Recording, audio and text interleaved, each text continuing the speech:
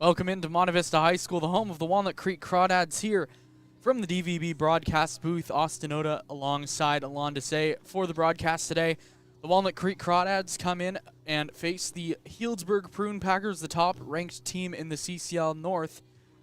The Crawdads at one point were that number 2 seed. They were just a half game back of Healdsburg as recently as July 4th, but since that July 4th game against Lincoln, the Crawdads have really struggled while Healdsburg has kept on with their winning ways. The Packers come in with a 20-7 league record and 31-7 overall, while the Walnut Creek Crawdads are 6.5 games back of that first place mark. They come in at 13-13 in league and 20-18 overall. In center field, number 27. Crawdads will be starting the big righty, Alex Carnes, on the mound. Carnes has been very solid this season, though primarily coming out of the bullpen. He's made 9 appearances, 1 start, 20 and 2/3 innings with 20 strikeouts, a 3.48 ERA, 0-2 his record. He'll be going up against a very strong Healdsburg Prune Packers lineup. Leading it off in center field, Jake Holcroft. Zach Vuletich, the second baseman, also bats second. Joe Kramer in the 3-hole playing third base.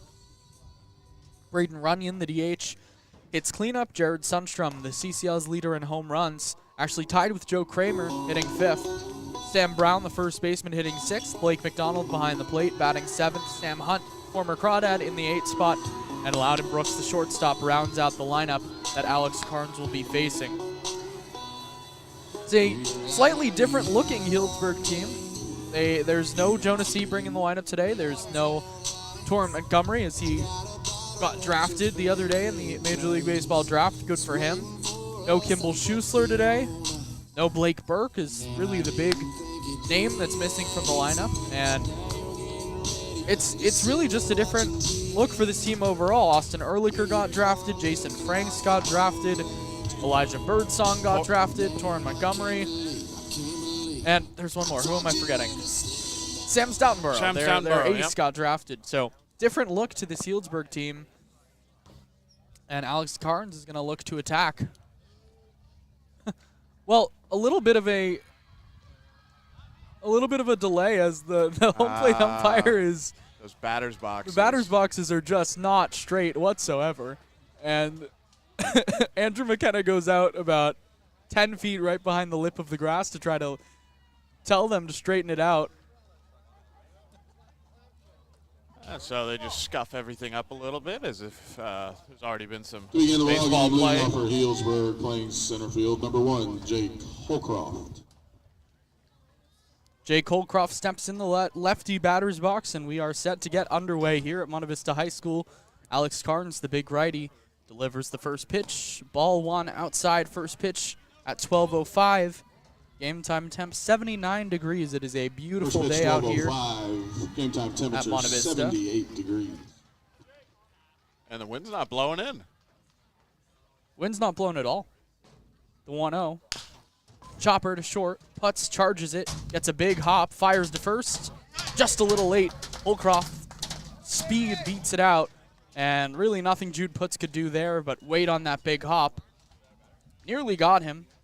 It was a nice throw by Jude Putz, but Holcroft just too fast. It's a close play there. Putz did everything he could. He had to wait for that ball. It's just really soft bounce and tough way to start things out. The second baseman, number 12, Zach Vuletich. Holcroft came in hitting .366 with 3 home runs and 29 RBI, and he'll hand the bat to Zach Vuletich, the second baseman today. First pitch from Carnes, inside with a fastball, 1-0. Vuletich, .350, 4 home runs, 18 batted in. Double the walks to strikeouts, 20 walks to just 10 strikeouts. Pickoff move, back in safely is Holcroft at first base. No score early.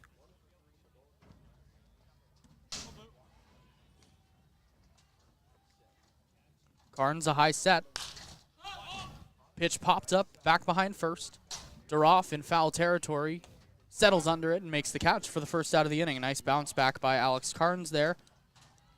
Really some good pitching so far. He's missed the zone a couple of times as Carnes, but able to induce a bouncer over to shortstop. Jude Putz just had to wait for that ball. That was a good pitch, and this one, even better, gets a pop out in foul territory.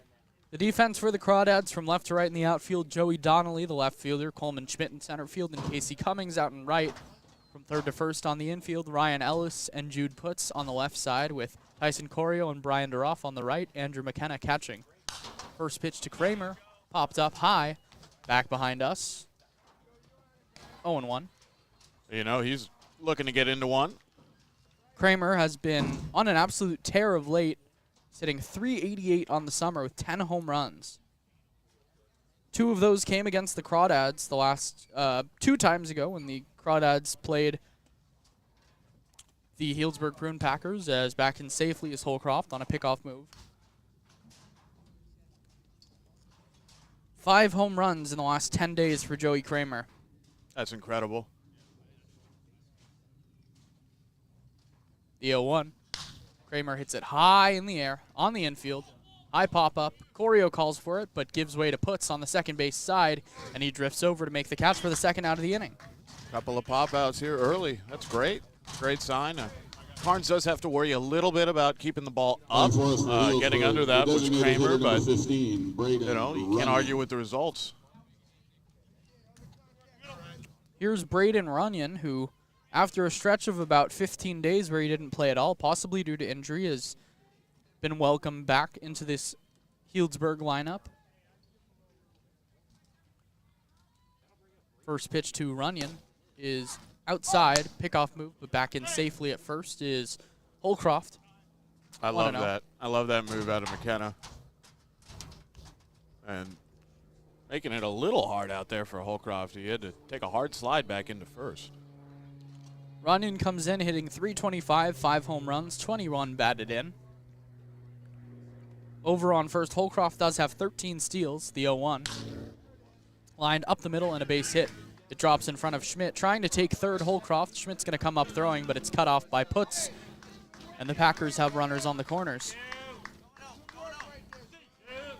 Oh, it could have been a clean 1-2-3 inning had that ball that was hit the Putz and the first at-bat from Holcroft not hung up so long after taking a high chop, but runs on the corners.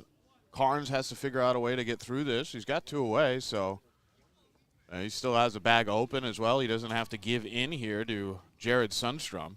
Sundstrom, the league leader in the CCL in home runs. He hit another one yesterday. As soon as Joey Kramer had tied him up, Sundstrom decided to lengthen that lead a little bit. First pitch, broken back grounder to first base. Duroff is up with it, and he takes it to the bag himself. A nice inning for Alex Carnes. He gets a pair of hits given up, but one of them on a soft one, one of them on a liner up the middle, a couple pop-ups and a ground ball to first base, and that's how this game gets started. The bottom of the first inning when we come back here on the Crawdads Streaming Network.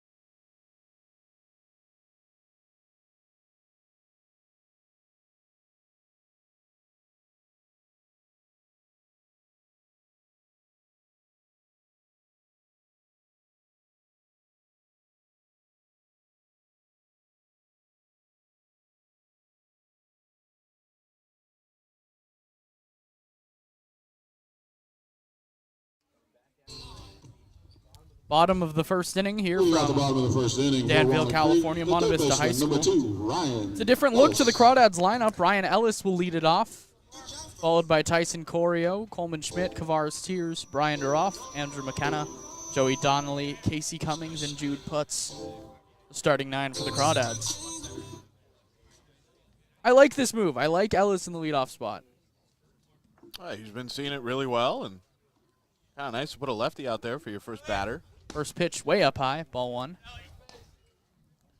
Marv Guarin, the pitcher for Healdsburg, a returner to this Packers team out of the University of Pacific. Big righty. The 1-0 to Ellis. Up high again, ball 2.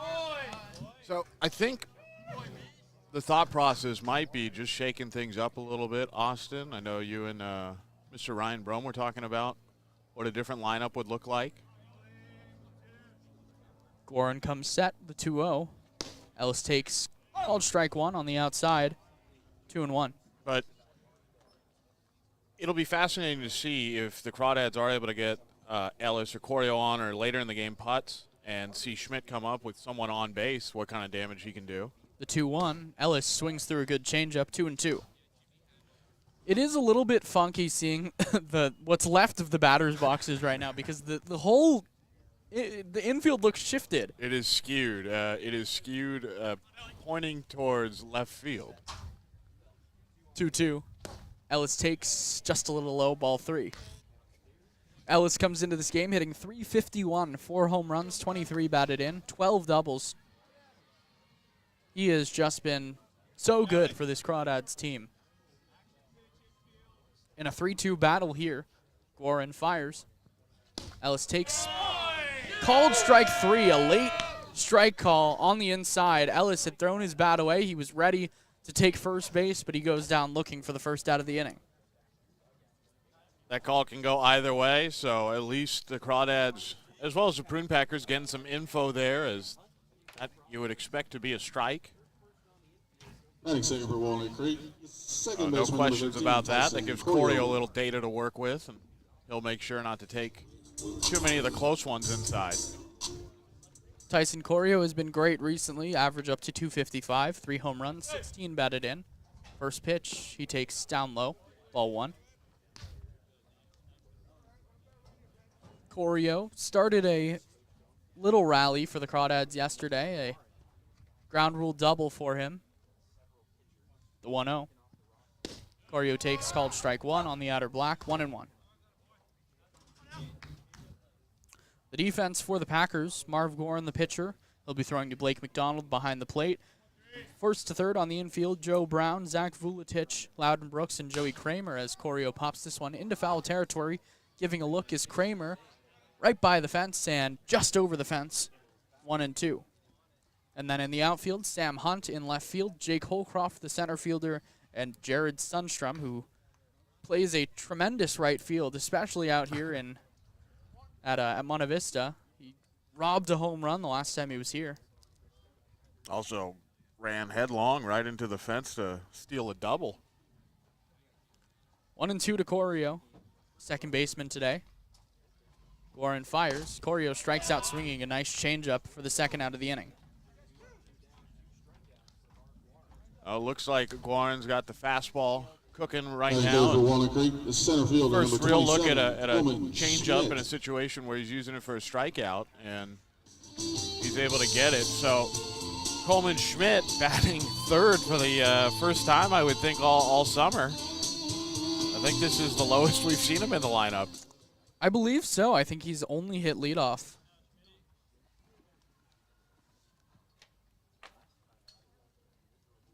Guarin works exclusively from the stretch. First pitch to Schmitty is just a little outside, ball 1.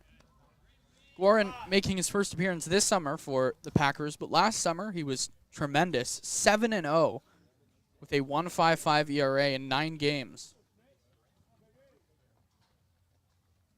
Kind of nice when you can bring someone back who did that for you the previous season. As Schmidt takes strike 1. That's really what the Prune Packers have built under Joey Gomes' leadership. Just so deep. 1-1 to the Crawdads' third place hitter today, Coleman Schmidt. He takes up high ball 2. Schmidt on the season, .340 average, 9 home runs, 33 batted in, 14 steals. Though we haven't seen him take a bag in a while. Oh, he's let some other Crawdads get in on the act. 2-1.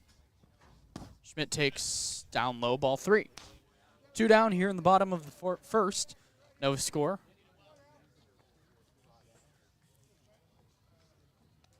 Kavaris Tears waits in the on-deck circle. Schmidt looking for something to hit. The 3-1. Down low in the dirt. Spiked to fastball.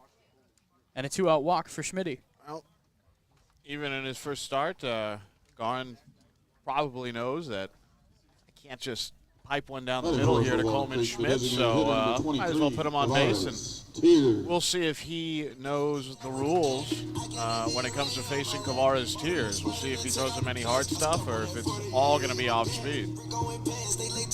Kavaris Tears, as you mentioned, stepping into the box, .242 average, 4 home runs, 20 batted in. Very prone to the strikeout is the big Kavaris Tears.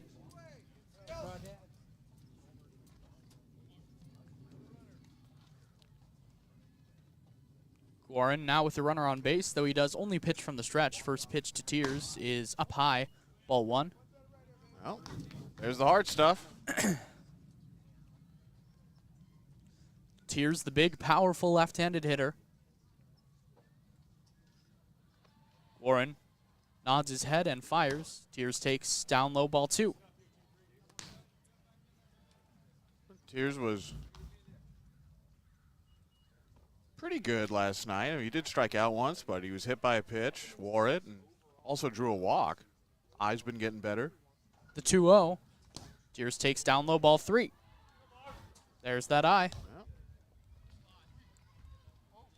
And if there was ever a guy in the Crawdads who doesn't mind swinging 3-0, it's this young gentleman right here. He's ready. We'll see if he has the green light.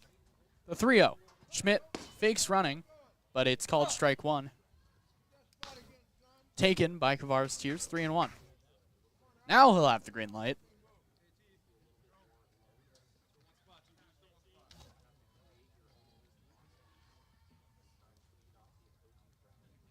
The 3-1 to Tears. Warren fires. Schmidt runs, and it's ball 4 anyway. 2 straight walks for the Crawdads, surrendered by Marv Gorin, and it'll bring up Brian Duroff. For Walnut Creek, the first baseman, number 18, Brian. A lot of speed now out on the base paths for the Crawdads, and Brian Duroff, who's really trying to find his form once again, especially after that hand injury, has a chance here with Coleman Schmidt in scoring position. So some positives, just going to need some 2-out magic here are the Dads. 2 straight walks. The Crawdads, their Achilles heel recently has been getting runners on base and not being able to do anything with them. First pitch to Duroff is outside and low with an off-speed pitch, 1-0. You mentioned that there was a situation last night where the bases were loaded and they weren't able to really get anything out of that inning except for just 1 run. Duroff, .320 average, a pair of home runs, 21 batted in. The 1-0 is down low, 2-0. And now it's a question of Mr. Marv Guarin out there. Can he find the strike zone? And Duroff does not mind just waiting to prove it. The 2-0. Duroff takes inside ball 3. And I think that's a call that Guarin gets if he's pumping in strikes. It's definitely a call he got against Ellis. That got Ellis looking. But now 3-0 to Duroff. Guarin needs to find something here. The 3-0. Duroff takes way up, high ball 4. 3 straight 2-out walks from Marv Gorin. That's not how you want to start your summer.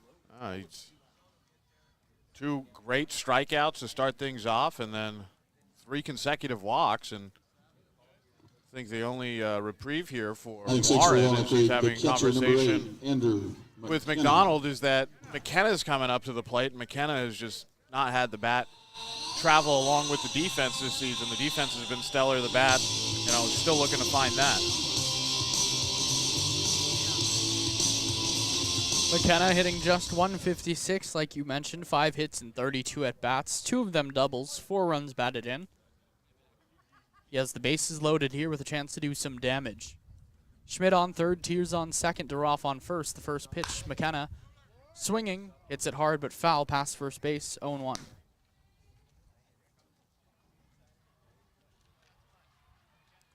You'd think McKenna might want to see one in that situation after really almost 8 straight balls, though there was a 3-0 strike to Tiers.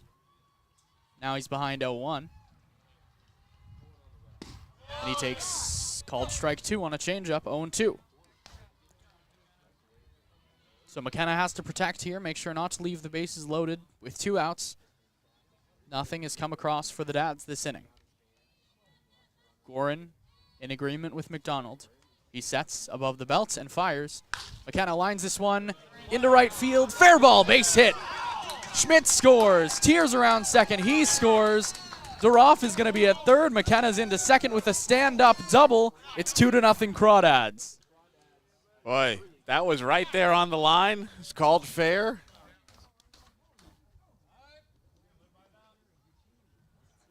It was right there, and the correct call being made. McKenna comes through, and I was going to mention during that at-bat, if it went any longer, how he had a very disappointing at-bat. For him, he was very frustrated against the Mudcats earlier this past week, where he struck out on 3 pitches in a 1-run ball game in the bottom of the 9th. So McKenna taking his own advice and putting some good work out there, and I'm sure manager Brant Cummings is happy about that.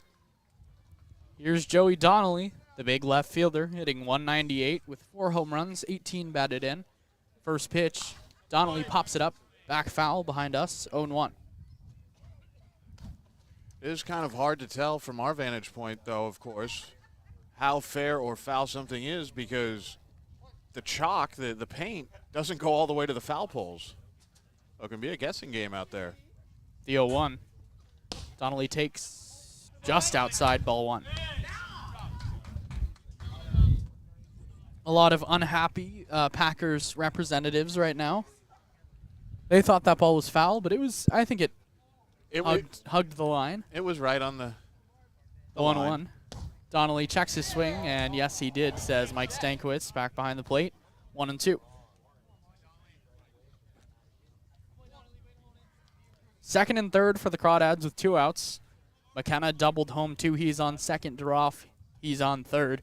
2 runs already in.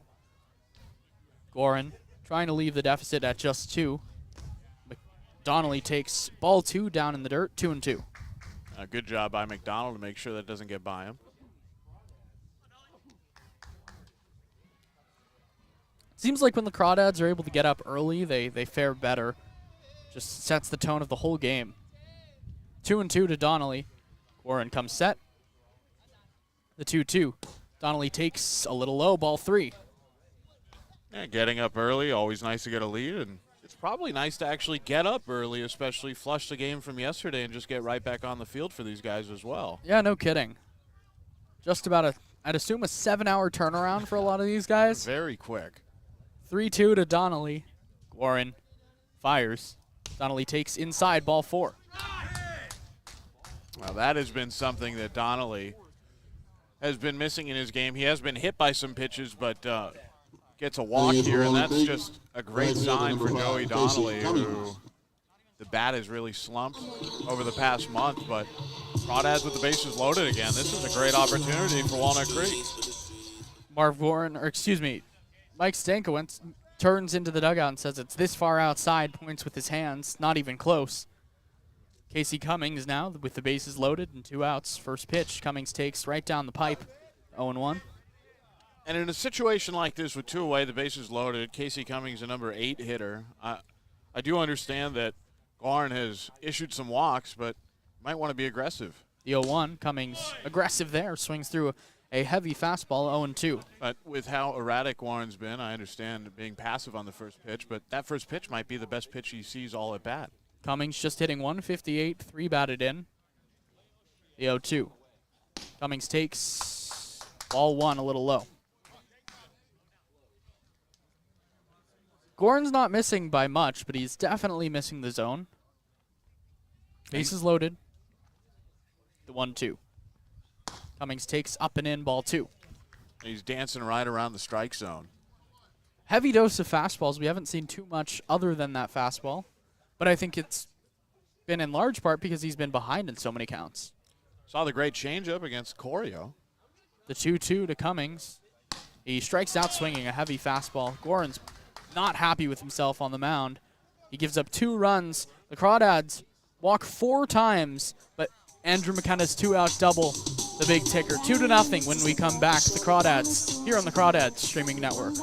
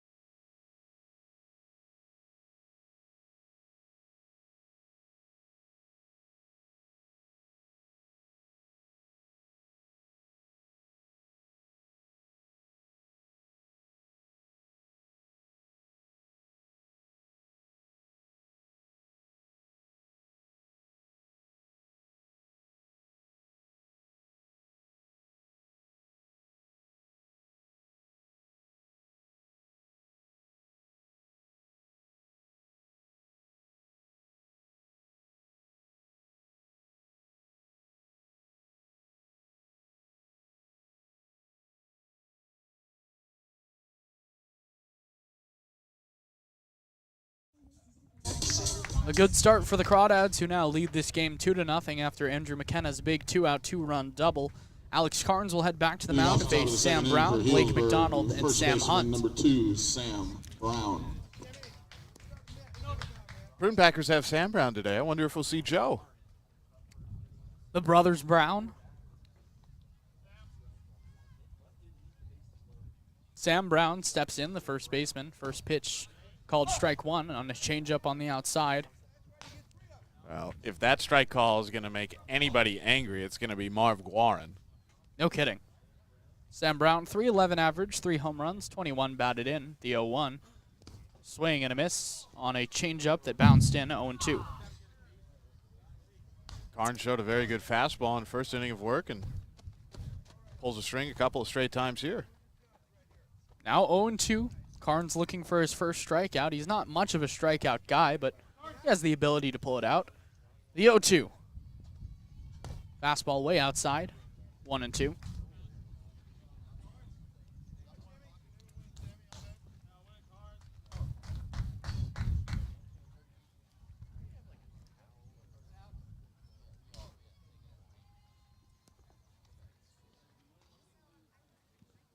One and two. Carnes set apart from his chest, the 1-2. Swing and a miss. Good slider. Got him to fish for the first out of the inning. Alex Carnes looking comfortable. And this is exactly what the Crawdads needed to get an early lead and get some good pitching early as well to back that up. Really, Carnes, it was seventh for Healdsburg. The catcher, a bad 7, first couple games for him. He gave up 3 runs, all 3 of them that were given up to Solano the first time they played, as called strike 1 to Blake McDonald. But since then, Carnes has gone 19 innings and given up 5 earned runs. He's been very good. The 0-1. Called strike 2.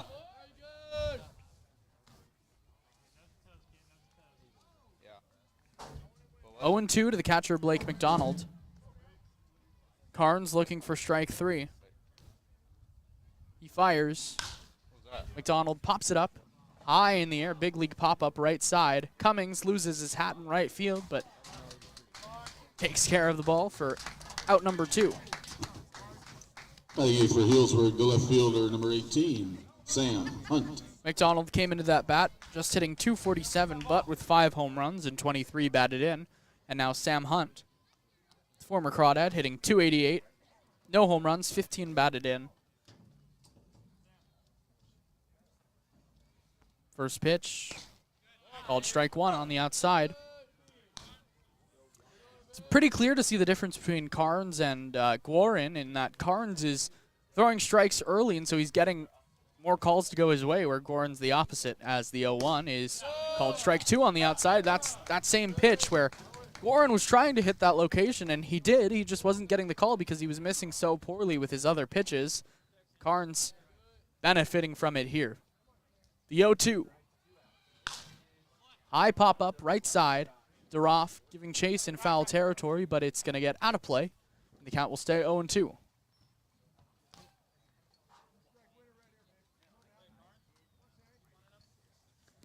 Two to nothing, the Crawdads lead here in the top of the second inning against the top-ranked Prune Packers. Carnes, the 0-2.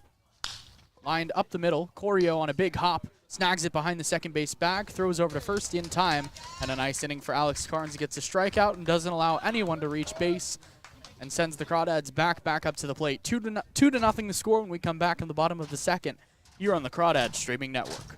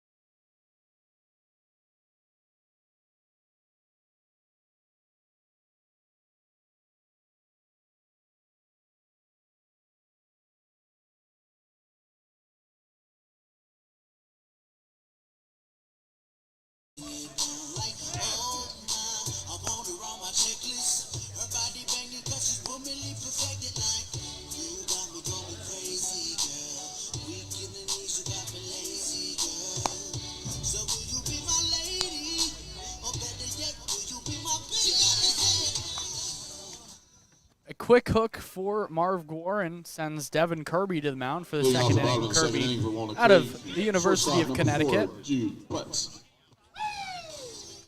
He's been really good this summer. 9 games, 20 innings, 21 Ks, a 3.6 ERA, 1-1 with a save. Pitched a lot for UConn this year. And he'll be facing 9-1-2 Jude Putz, Ryan Ellis, and Tyson Corio. Putz steps in the righty batter's box, batting 182. First pitch taken outside, ball 1. I guess we can say officially now that Guarin was the opener. I wonder how many innings we'll see Kirby go. He's a bulk guy as the 1-0. Chops it to second base. Over to his left, Vuletic on a couple hops. Throws to first in time to get puts for the first out of the inning.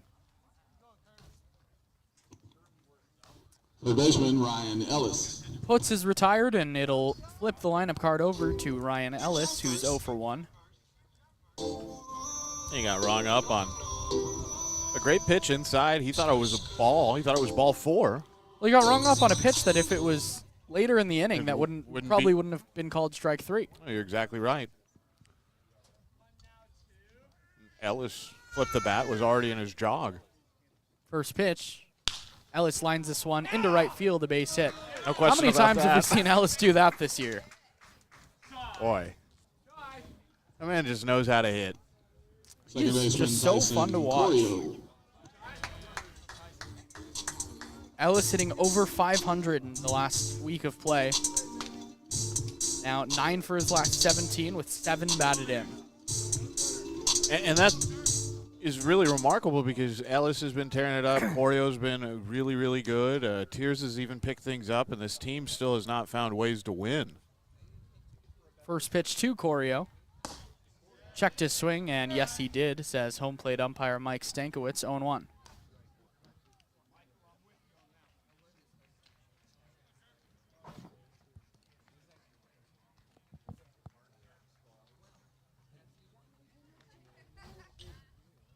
(0-1) to Corio, who takes on the inside corner, 0-2.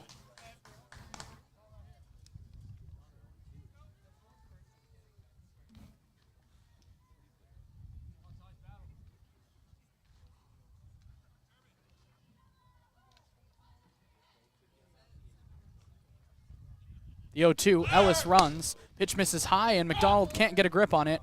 And Ellis into second base with a big dust cloud. Stolen base for Ellie. Number 13. Ryan Ellis. More than that, number 17. Is that number 17? Oh, that's on me, ladies and gents. Number 17. So is that he's tied for the lead now, I would think, right? Ellis is tied for the lead with Kenny DeSalle. Kenny DeSalle got some time to break that tie. 1-2, misses down and in, 2-2.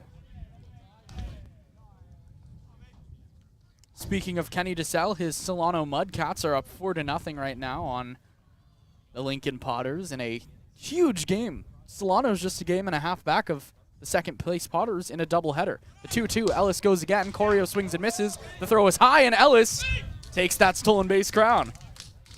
18 now.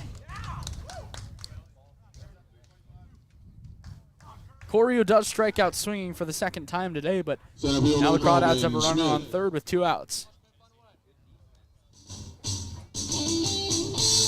I wonder if Blake McDonald, the catcher for Healdsburg today, goes to St. Mary's.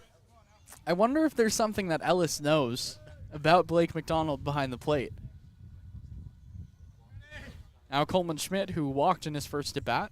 First pitch, Schmidt swings and misses on a pitch right down the pipe, 0-1. Ellis already aggressive off of third here.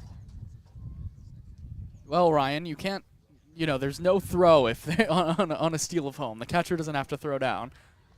0-1. Kirby sets high and then brings it down a little bit and fires. Schmidt hits it high into shallow right field. Coming in hard is Sundstrom, and he makes a chest-high catch to end the inning. No runs on a hit, no errors. The Crawdads leave Ellis stranded on third, but they lead 2-0 when we come back the top of the third inning here on the Crawdads Streaming Network.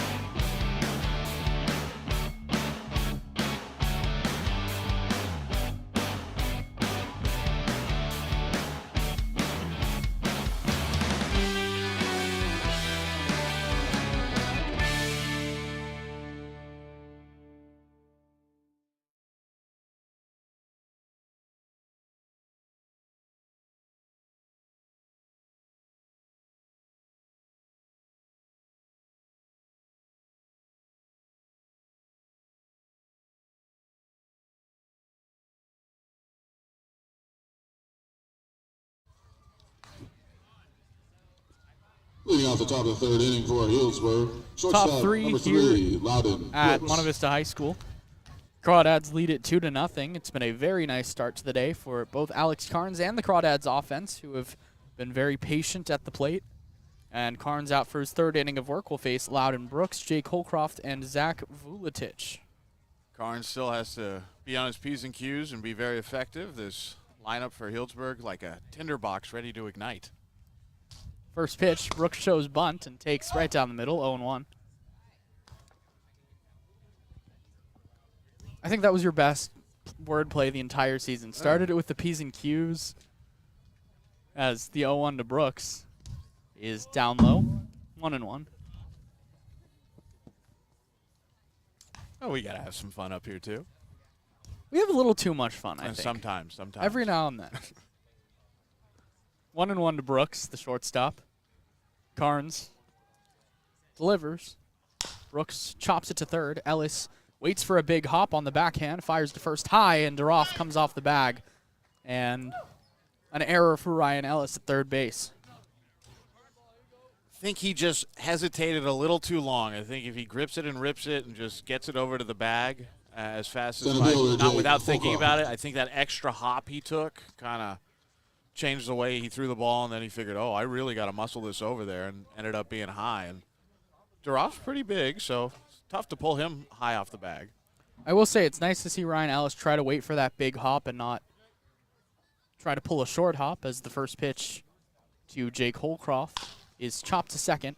Corio over with it, goes to second for one, and that's all they will get, as nothing they could do with the speed of Holcroft, but a nice job to get the lead runner. One out. Always takes the lead runner. Corio has made some really nice plays already this afternoon. So Carton's got the ground ball he wanted, just not hard enough to turn a double play, and now it'll be Zach Vuletich, who's 0 for 1. Popped out in foul territory to Brian Duroff the first time he hit. Carnes sets high. The first pitch to Vuletich is left high, ball 1. And we've been pretty spoiled with Corey over at second, but I was very impressed with Jeffrey David last night at second. He did look very good. He was great for Lincoln. The 1-0 to Vuletich is right down the middle, 1-1. Jeffrey David, of course, not just the man of two first names, but also usually their center fielder. Instead, McCarthy was out there, and David had to play in the infield, and I was not expecting him to flash like that. The 1-1 is fouled off. Back behind us on a ball that, if it was a little straighter, would have been right to me. It's either getting you, me, our equipment, or our wonderful DVB Insurance broadcast banner. I think Jeffrey would stand up and catch it. Jeffrey Cambria, he would save us? No, he says no. Oh, boy. All right, brother, it's just you and me. 1-2 to Zach Vuletich. Carnes looking for strikeout number 2. And Vuletich instead lines us hard to right. Cummings takes a bad route, but sticks the glove up and makes the catch. Nice play by Cummings.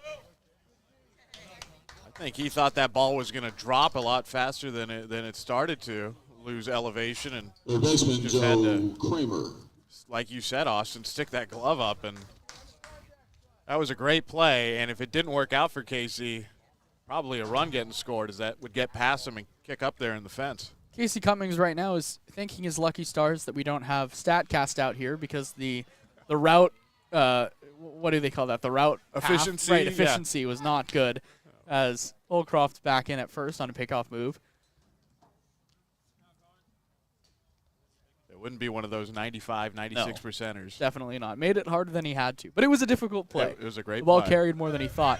Runner goes. Pitch popped up. Foul. 0-1 to Kramer. Well, maybe one day get some of those analytical tools for the CCL. I know at McBean Stadium, they just installed TrackMan.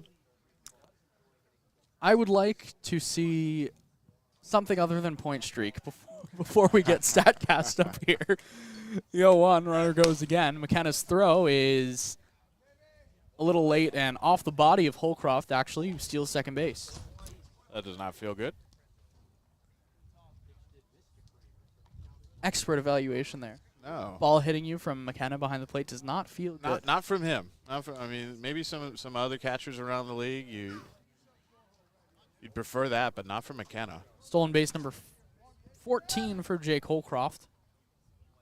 1-1 to Joe Kramer. Big third baseman. Carnes fires, called strike 2 on the outside. Kramer not too happy with it.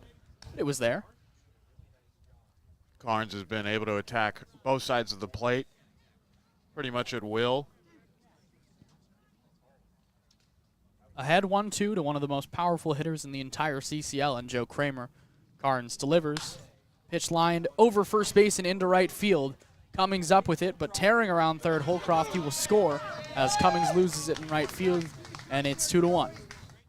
I think with the speed of Holcroft, even if Cummings comes up cleanly, looked like Joey Gomes was going to send him all the way, and he would have made it home.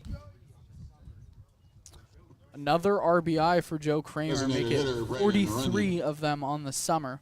That is a big number. Leading the CCL by 7. That along with the high home run number as well. Now Braden Runyon, first pitch, outside, ball 1. To give you an idea, the 7 RBI that separate Joe Kramer and Gavin Cash of Santa Barbara, who's in second place, is the same as Gavin Cash, the second place man, and Jake Holcroft, who is 8th in RBI. 1-0. Down low, ball 2. It also tells you how much damage Kramer has done with runners on base as well, which is something the Crawdads are looking to find. They already found it in the first inning. 2-0 to Braden Runyon, who you don't want to fall behind. Carnes delivers. Runyon hits a high chopper to the third base side. Ellis charges it, picks it up, throws to first. Not in time. Runyon hustling down the line, and he beats it out. Yeah. Ellis shaking out the arm there. Nothing wrong with your arm, Ellie. It's just you had to wait for that ball to come down, and nothing you can do about it. Well, now the Packers are in business with one of their most dangerous hitters in Jared Sundstrom at the plate. And 2 outs. Carnes has been getting the results he's wanted, really. But a ground ball to Ellis that he made an error on, then a ground ball to Ellis that was just hit too slowly. First pitch to Sundstrom is off the fist, back behind the plate, 0-1.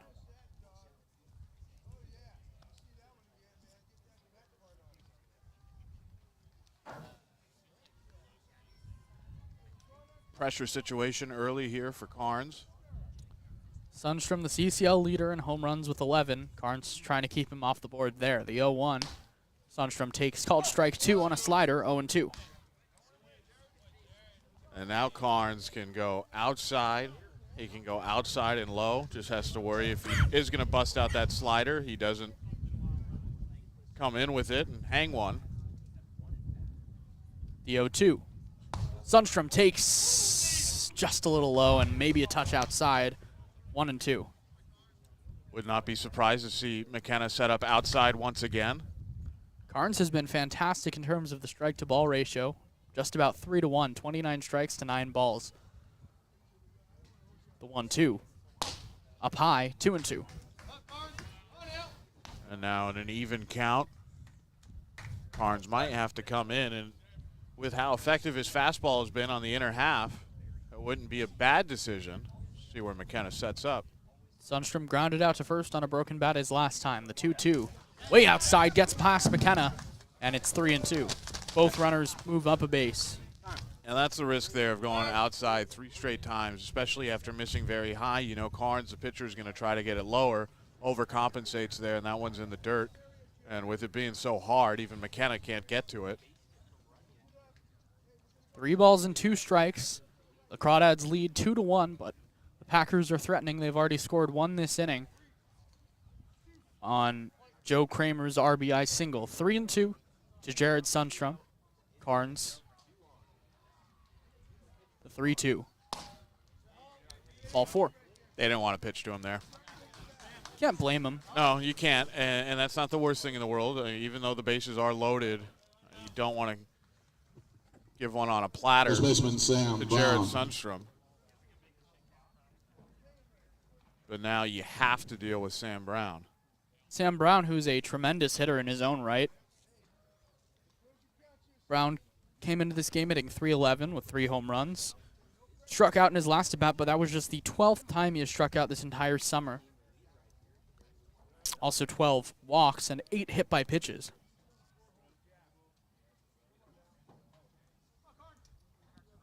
Bases are loaded, 2-1 the score. Sam Brown, the hitter. Carnes, first pitch. Inside, past McKenna, and a run's going to come home to score. Carnes missed his location bad there. And it totally crossed McKenna up. Wild pitch. Passed ball for Andrew McKenna brings home a run. You're right, Carnes did miss his location. Now the game's tied. Runyon on third, Sundstrom on second. The 1-0 to Brown. Misses low, 2-0.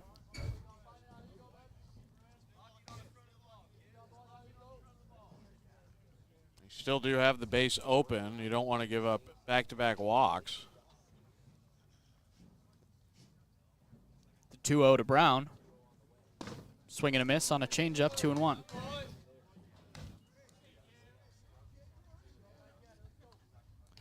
The Packers have stormed back to tie this game at 2 here in the top of the 3rd inning. Crawdads looking to get out of it, just allowing that pair. The 2-1 to Brown. Carnes delivers. Ball 3 outside. 3-1. This is one of the things we're wondering about Carnes. How effective can he be after a couple of innings? Having a little bit of trouble here. 3-1, outside, ball 4. 2 straight walks.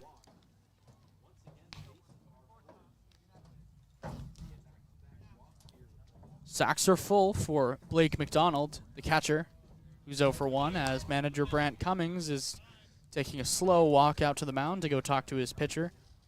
I was expecting to see either manager Cummings or pitching coach Delmar go out there to talk to Carnes during the at-bat to Brown before that at-bat started after the walk of Sundstrom. Not so much to maybe try to give Carnes directions, but just see how he's doing out there. And maybe coming just a tad late here. Obviously, you don't want to be too hover over your pitcher too much, but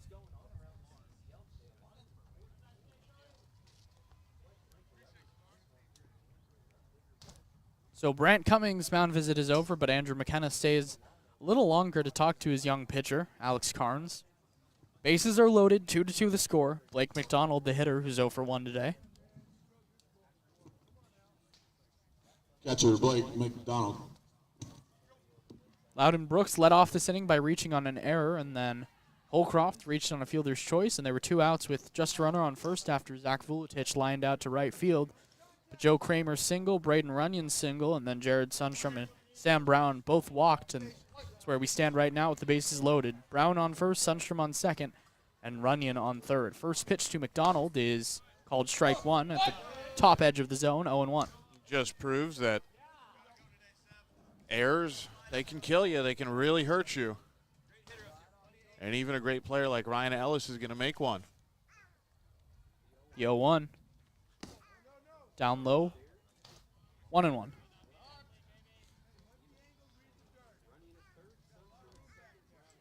McKenna picked that off the hop.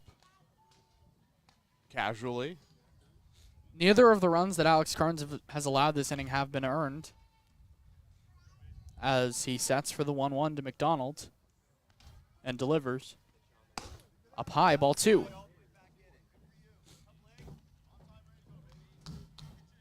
Carnes going to take a deep breath here. Knows he just has to find the strike zone.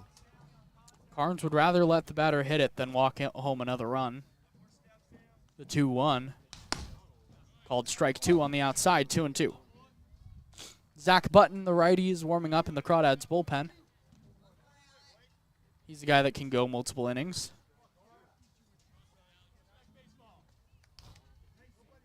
Deuce is wild. Carnes fires. Strike 3 swinging. Carnes got him with the fastball and sends McDonald home packing. But Healdsburg scores twice and leave the bases loaded. Ryan Ellis' error to lead off the inning proves crucial. Crawdads bats coming back up. The score 2-2 when we come back. Bottom of the 3rd inning here on the Crawdads streaming network.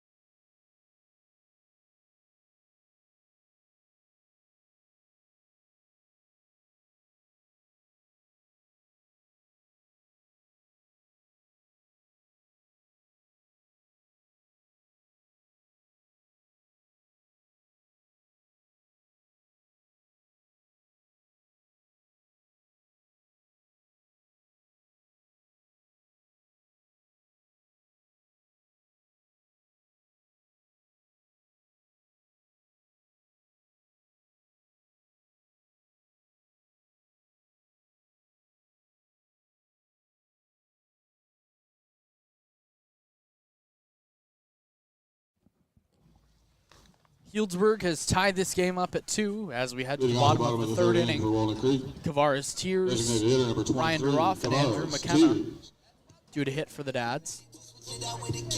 Been the best part of the order for the Crawdads this afternoon. Yeah, 1 for 1 with 2 runs batted in and 2 walks. Tears was one of those walks. He steps in the left-handed batter's box. First time he sees Devin Kirby today. First pitch. Tears laces this one to left field, but foul. 0-1.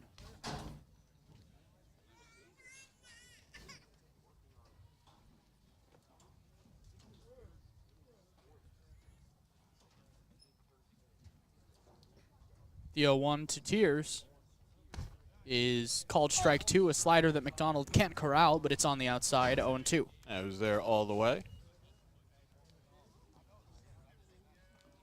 A game with massive playoff implications going on right now at Vanden High School in Solano, as Lincoln and Solano are in game 1 of a doubleheader. Caleb Davis has thrown 6 2/3 innings, looking for one more out to get to that complete game shutout in a 7-inning doubleheader. The 0-2, Tears takes down low, 1-2. Solano currently sits just a game and a half behind Lincoln for second place. So should this game stay at a 4-0 score, Solano would be just a game back, and the Crawdads and Potters would be tied, the 1-2. Tears hits this one hard but foul off to the left, 1-2.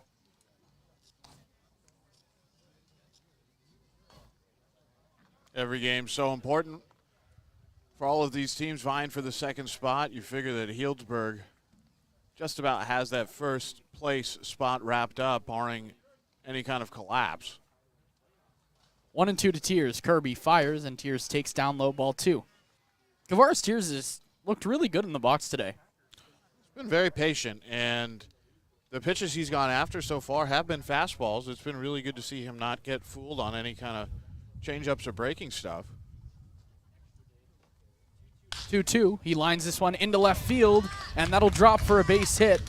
He takes a Small turnaround first, as up with it quickly was Hunt, and that's a great at-bat from Kavares Tears. This is the Kavares Tears that we all know that he can be consistently, where he's very early at the start of the summer, Austin, he told us, I want to try to stay middle and opposite. I don't want to think about pulling the ball too much, and I need to stay disciplined up there. And he's just had a phenomenal day so far. It's still early, but just a great approach. And he's so strong that it's not a big deal for him to hit it to the opposite field. He can hit opposite field home runs, unless Michael Benavidez is out there playing left field. No kidding. First pitch to Duroff is a little low, ball 1.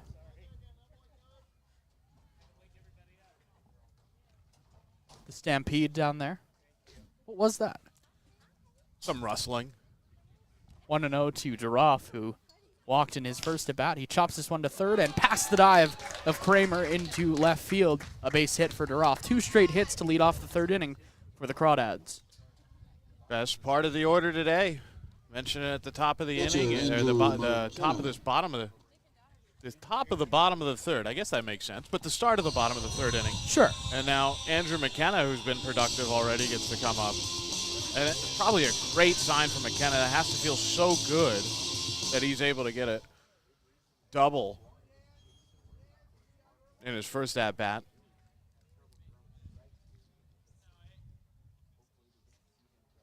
Andrew McKenna doubled in his first at-bat. Now he has 2 runners on. First pitch, McKenna swings and misses very late on a fastball, 0-1. That game from Solano has gone final. The Mudcats win 4-0. Caleb Davis throws a complete game shutout. They're coming on strong. 0-1. McKenna takes strike 2 on the inside. And really, this whole division is tightened up because of the lack of wins that the Crawdads have been able to find over the past 14 games. The 0-2 to McKenna. He was in this count when he hit his double. Here he takes down low. 1-2.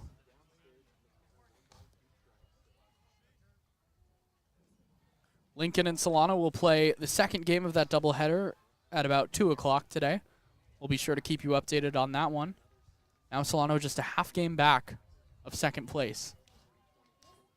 The 1-2. McKenna off his fists, hits it slowly to shortstop. Up with it is the shortstop, Brooks. He'll go to third to get Tears, who had to freeze because he wasn't sure if that ball was going to be caught. That's a tough break for the Crawdads. Tears did make the right decision, though, and it was some good thinking there by Brooks just to take Tears out over at third, but just one away, and still 2 base runners on. That was a phenomenal play by Loudon Brooks at shortstop. Just such a high baseball IQ out there. And Joey Donnelly start to find some open grass and get out of this funk. First pitch to Donnelly. Right down the middle, 0-1. And that's been one of the issues for Donnelly. He has not swung at good pitches early in counts. He's been a little bit passive. He has so much power, such a good raw hitter, but hasn't been doing anything lately. The 0-1 is called strike 2 on the inside, 0-2. And sometimes we talk about this. Sometimes the best pitch you see might be the first pitch of the at-bat because the pitcher's just trying to get ahead.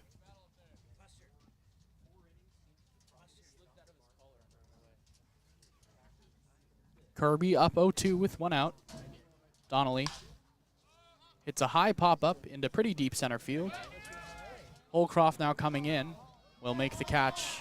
No tag from Duroff at second, and that's the second out of the inning. Not going to test that arm. 2 down for Casey Cummings. The Crawdads and Prune Packers all knotted up at 2 apiece. 2 runs on 4 hits without an error for the Packers. 2 runs on 4 hits and a very costly error for Walnut Creek.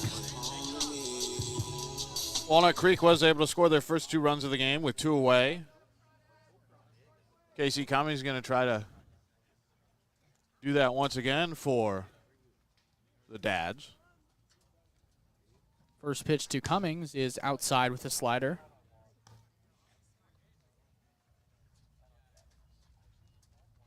1-0. Cummings struck out in his first at bat. Looking to put the ball in play here with McKenna on first and Duroff on second. Kirby, the 1-0. Cummings takes right down the middle, 1-1. Good movement on that pitch. Cummings waiting for something a little more on a straight line. The 1-1. Cummings takes called strike 2. A beautiful slider from Kirby that started inside and darted right back to that inside corner, and it's 1-2. Back-to-back sliders there from Kirby. Our Cummings has to be wary of getting caught climbing the ladder here on a high fastball. The 1-2. Kirby fires. Cummings takes strike 3 called. Fastball on the outside. It was right there. Cummings can't believe it, and he's sent down for the second time today, excuse me. 2-2, the Crawdads strand 2 runners on 2 hits. We'll head to the top of the 4th, along to say on play-by-play here on the Crawdads Streaming Network.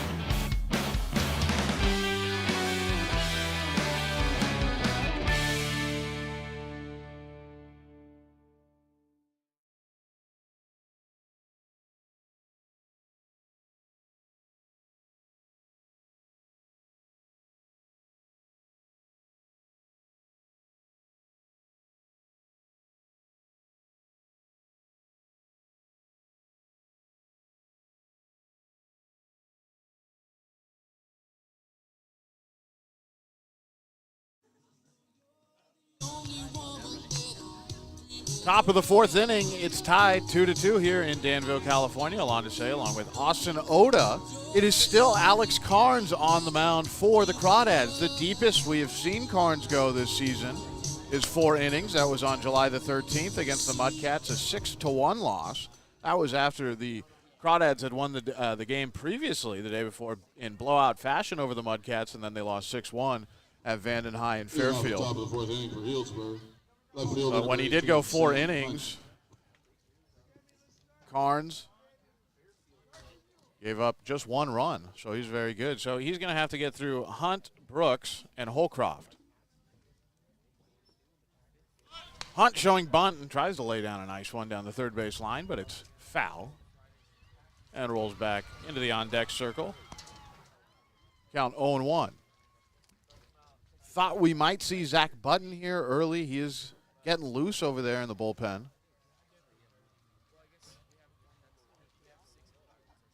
And the 0-1 pitch to Hunt, and the former Crawdad pops this up a mile high. The pitcher, Carnes, looking at it off the mound and has it for round number 1. Alex Carnes has been waiting to make a play on the mound for this entire season. He leads the team in an unofficial stat that's balls caught behind the back in batting practice. Oh. It's actually pretty impressive. Do they track that? I mean, I do. They definitely do. I think Carnes has like 14 at this point. Oh, wow. And then in second place is Perk with about 3. So it's Alex Carnes' spot to lose. But he has been waiting to make a play on the bump this entire season. Here's Loudon Brooks, who's 0 for 1. Reached on a Ryan Ellis error in his last at-bat. First pitch is a strike. I like that. Carnes can make it look easy out there defensively when it's a pop-up. The 0-1 pitch, and this is jammed foul. Count 0-2. Carnes also, according to everyone I've talked to, is an elite hitter. Yes. Apparently, he took one 450 in batting practice. I was there for that when he put on a show, and that's not a lie. The 0-2 pitch, and looking for the outside corner was Carnes, but missing. And the count 1-2. No, that is not an exaggeration. It was very deep. It was just hit right on the screws. It was incredible. A 1-2 pitch, and this misses high. The count 2-2. Alex Carnes really, he's a tremendous athlete. I don't think he gets enough recognition for how strong of an athlete he is. Down at San Luis Obispo on that trip. The 2-2 pitch is here and misses high. The count 3-2. So after getting ahead 0-2, it's 3 straight misfires from Carnes. The count is full with 1 away in a 2-2 ball game. But down at the beach, he was running sprints in the sand, showing off the athletic ability. And the payoff pitch to Brooks, and Brooks just able to make enough contact to see another pitch. And I believe, I'm going to have to check this, but I believe he pinch ran at UVU this year. Oh, and pinch runner at Utah Valley is a pitcher with the speed of Carnes. And the payoff pitch once again. Here it is, and just missing outside to the righty Brooks is Carnes, and that's a walk. Nice pitch. Carnes got ahead. 0-2. He was just looking for strike number 3, and Brooks did a very good job of staying alive and forcing Carnes to work hard. So the update on the Alex Carnes pinch running. Not only did he run, he also scored a run as a pinch runner against Grand Canyon. Stole home. I'm just kidding, as this is fouled away. Count 0-1. Able to score a run is Alex Carnes against GCU. It's a good GCU team, too. It is. They're putting a lot of money into their sports. Basketball program, baseball. And the 0-1, the runner goes. McKenna makes the throw over to second. Is it there? Corio with the tag in time. Gunning down Loudon Brooks is Andrew McKenna. He's got the big iron on his hip right there. 2 away.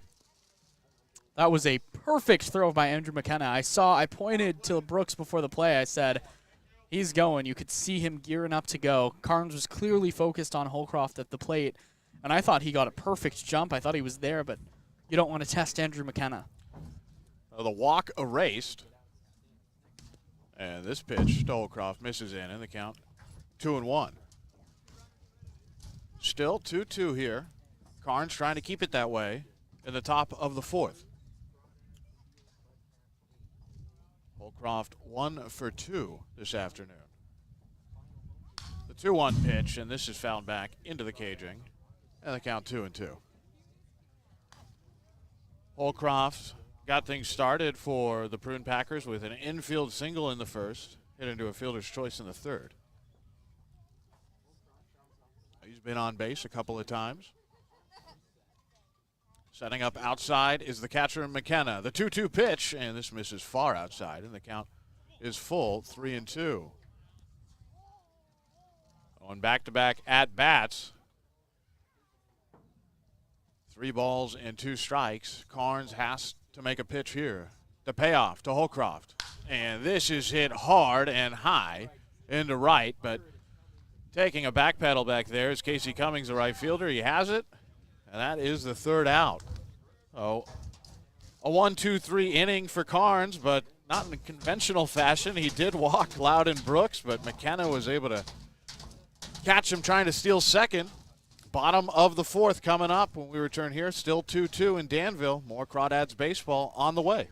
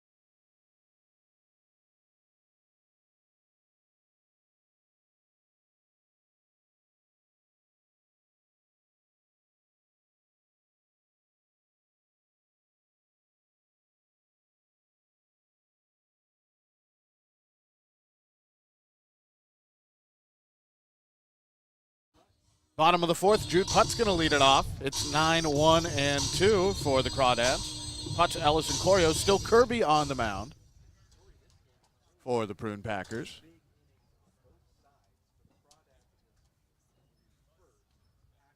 Putt's going to try to break this tie. That's stuck at 2.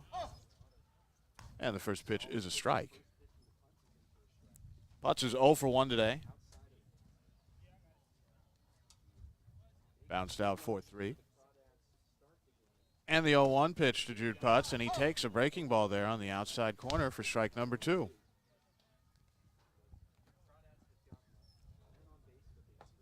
The opener today for the Packers, best way to describe him was Marv Garian.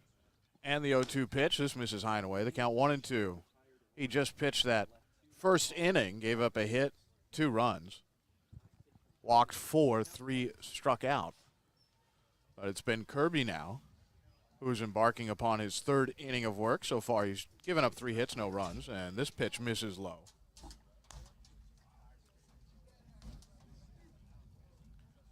Kirby has struck a pair of Crawdads out. The count 2-2.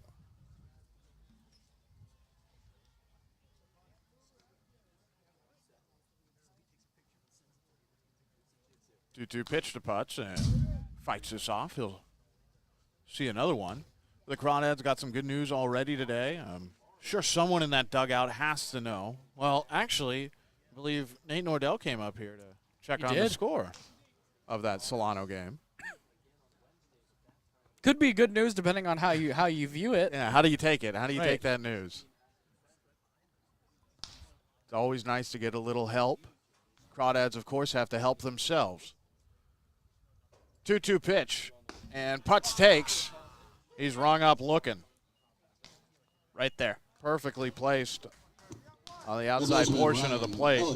And Putz could not pull the trigger. So there's one out here in the bottom of the fourth, still 2-2. Here's Ryan Ellis, who's 1 for 2. Struck out looking in the first on a close call. That was when Garian was in the game. But then had a single to right. His second at-bat is here's a strike. Count 0-1. And even though it was just a single, that ball was hit awfully hard. About 7 feet over the head of the second baseman, Vuletic. As this pitch misses and the count even, a ball and a strike.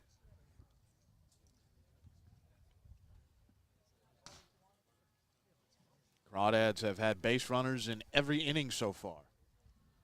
The 1-1 pitch, and that is just there on the outside black. The lefty Ellis steps out of the box. The count 1-2. Kirby's really riding that slider right now.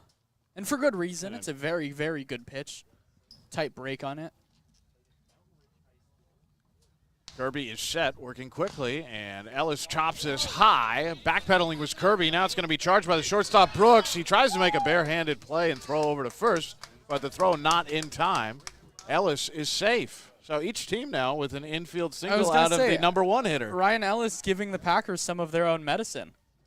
Hallcroft had an infield single to start things off this afternoon, and now Ellis, the number 1 hitter for the Crawdads, has one himself. So they will keep the streak alive of having a base runner in every inning, Austin. And they've been able to do something with them today. Not as much as they would like to, but 2 runs in 4 innings. They'll take it against Healdsburg. No, it's going to be always so tough against the Prune Packers as this pitch is hit on the ground. A diving stab made by the first baseman, Brown. Is he beating Corio to the bag? He does not. Corio legs it out.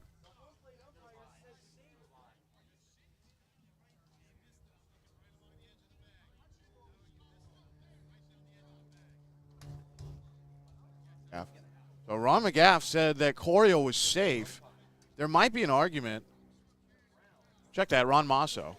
Ron Masso says that Corio's safe. There might be an argument as to whether Brown touched the bag. He made a great diving play on the ball. But as it stands now, there's runners on first and second. Joey Gomes is going to appeal his case to Masso, but I don't know if Gomes is going to get his way on this one. It was a tremendous play to just get to the ball by Brown in the first place, and then I wonder if Corio hustling down the line kind of changed the course that Brown was going to the first base bag. I'm not sure how you missed the bag in that situation. Not sure either. And I don't think he did. Unless you're just trying to avoid a collision there. And Corio was coming on with a lot of steam, but now there's going to be a conference here between all three umpires, and they're going to try to come to an accord about what the correct call is.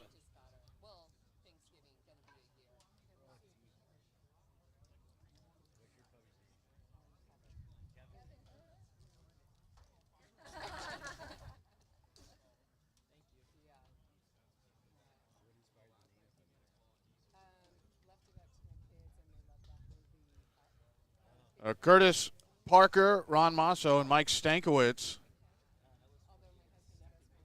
having an extended quorum here. Right on the first base line. Joey Gomes is going to stand there. He has been successful in the past at making appeals to umpires and getting things overturned. Of course, the process of overturning a call, I always kind of am very perplexed by it in the CCL because there is no replay ability. Those mechanisms aren't in place, and Masso comes out and emphatically says safe. So Corio's going to be over at first. Ellis now at second. So a couple of base runners on now with one away for the Crawdads, and Joey Gomes is not going away here. He's still having a conversation with Ron Masso. The call has been confirmed as safe, and I'm not sure what else Joey can do here besides just walk back. Honestly, I kind of feel for him. I think this is a really tough call that Ron Masso was clearly looking at it. I don't think he would have missed the call at point-blank range like that because he was so emphatic about it, about what he saw. But I understand why Joey Gomes is upset about this. Joey Gomes is wondering, how can my first baseman not touch the bag? And Ron Masso says he did not. So Corio beats it out. A hard 90 run by Corio there. And here's Coleman Schmidt in this third spot today. And he finally will get a chance with multiple runners on. He had a chance in the second with Ryan Ellis on base. But he flew out to right. Schmidt is 0 for 1, has walked once in his first at-bat. That's when that walk happened, came around to score. So runners on first and second, one away, 2-2, and it's a double steal, a swinging strike, and probably it's actually foul tipped into the mitt of Blake McDonald. But both runners take off and advance the station. And that's huge. That is some aggressive base running there and a very aggressive call from the Crawdads coaching staff. 3 steals in the game for Ryan Ellis today. They're going to need every single one of them. Oh, here's the 0-1 pitch, and Schmidt fouls it off, and the count 0-2. 2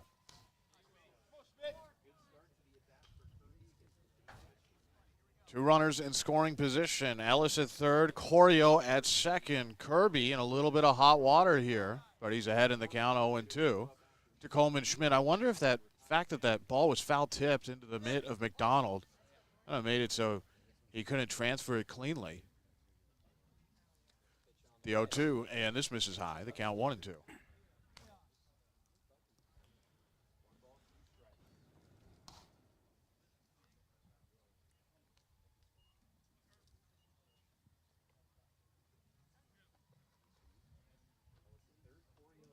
The pitch, and Schmidt takes high.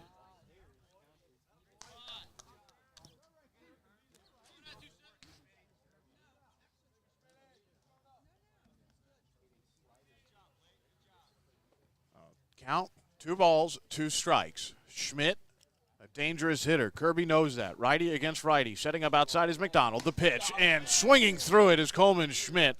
A much-needed strikeout for Kirby and the Prune Packers. Not able to break the tie there was Coleman Schmidt. No, he wanted to put a big swing on the bat. He is now 0 for 2 with that strikeout. Well, in a situation with runners on second and third and 1 out or less than 2 outs, especially with Ellis' speed at third, you'd really just want to put the ball in play, and Schmidt's unable to do that there, not able to take advantage of having runners in scoring position like we were talking about from that 3 hole. Now it's up to Kavaris Sears, who has had great at-bats today. Infield able to play back now. Outfield standard depth. Holcroft shaded a bit to his right, our left, as this pitch misses high and away, and the count 1-0 to Kavaris Tears. Tears is 1 for 1 today. A walk and a hit. The hit in the third, the walk in the first.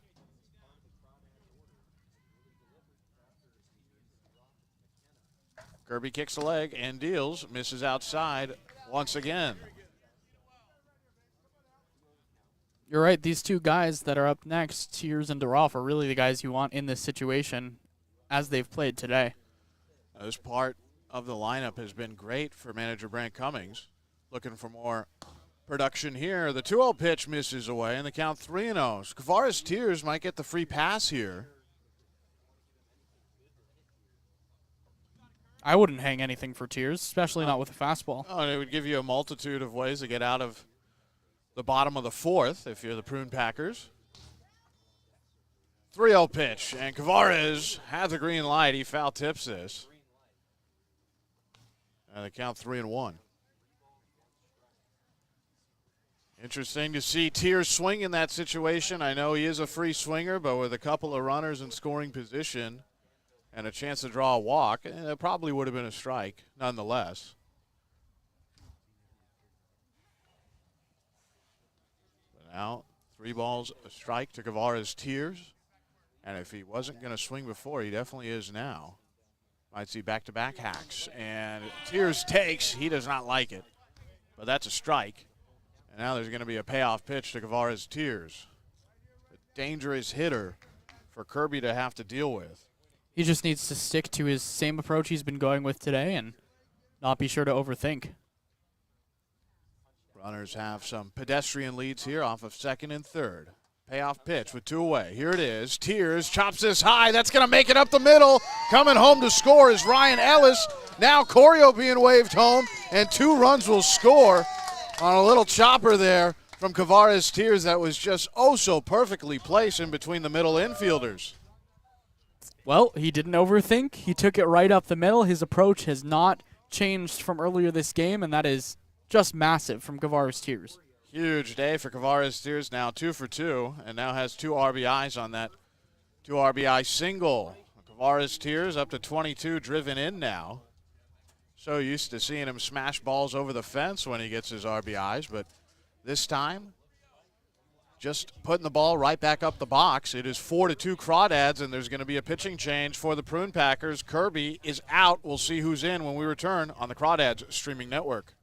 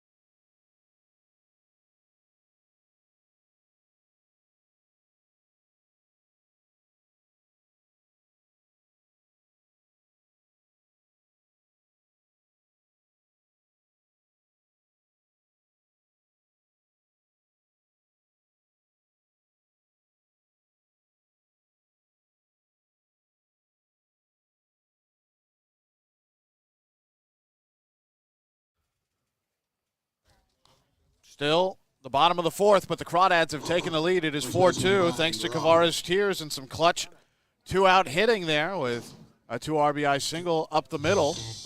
There's a new pitcher on the mound. It's Francis McDonough, the powerful righty. Although he does come in with a 6.45 ERA. It's Brian Duroff at the plate. Tears has his lead. Duroff hits this on the ground over to the shortstop Brooks, who flips underhanded over to Vuletic at second for out number 3. But the Crawdads able to break this tie, and they're back on top. It's the second time they've had a 2-run lead today. It is 4-2, Walnut Creek. Top of the 5th coming up when we return on the Crawdads streaming network.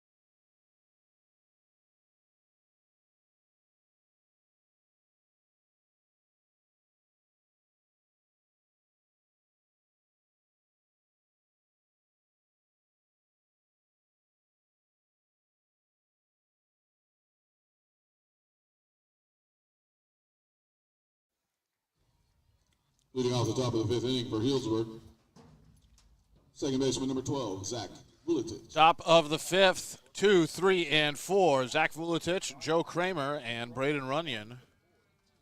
Some dangerous hitters here for Carnes to face in his 5th inning of work. First pitch here is bounced over to the third baseman, Ellis, who throws on to first. A close play, but Ellis just able to get Vuletic. And Vuletic now 0 for 3. Third baseman, Here's Joe Kramer. Popped up in the first. Had a hit for an RBI in the third. Third inning is where the Prune Packers were able to score both of their runs. Crawdads scoring their 4 between the first and 4th innings. 2 in the first, 2 in the bottom of the 4th. And the pitch from Carnes. This is skied high, but foul. Count 0-1. So Carnes is now officially gone, the deepest he's gone into a ball game. He's at 4 1/3 innings pitched. His max previously was 4 innings, and he's been very good. 4 hits, 2 runs so far, neither of them earned, and pulling the string here, getting a swing and a miss, and the count 0-2. He has walked 3, struck out 2, but he's been effective. 43 strikes to 24 balls. And the 0-2 pitch to Kramer. This misses low and away. Actually hits the dirt there momentarily, and the count 1-2. Kramer, a big bopper for Healdsburg. 10 home runs this season, now with 43 RBIs. The 1-2 pitch, and this is hit hard on a line. That'll land in left center. And will it be extra bases? No, it will not. A 1-out single for Joe Kramer. Kramer with a couple of hits now. Designated Go hitter, with that Braden pop Runyon. out in the first. And here's Braden Runyon, the designated hitter, who's 2 for 2.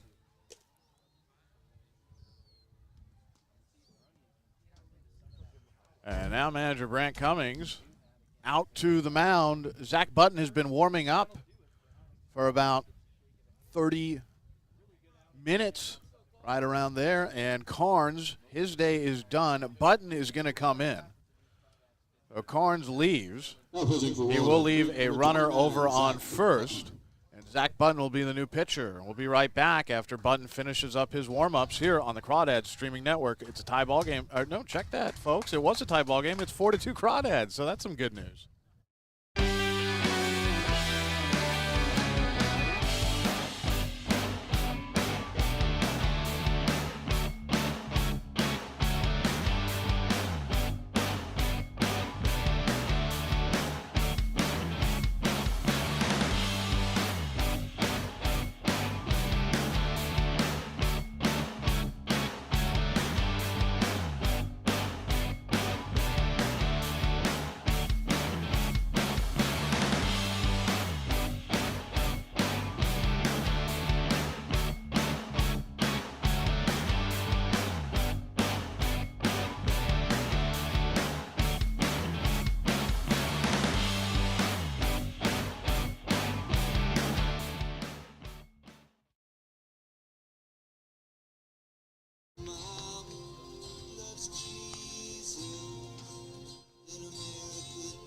Still the top of the fifth here in Danville, California.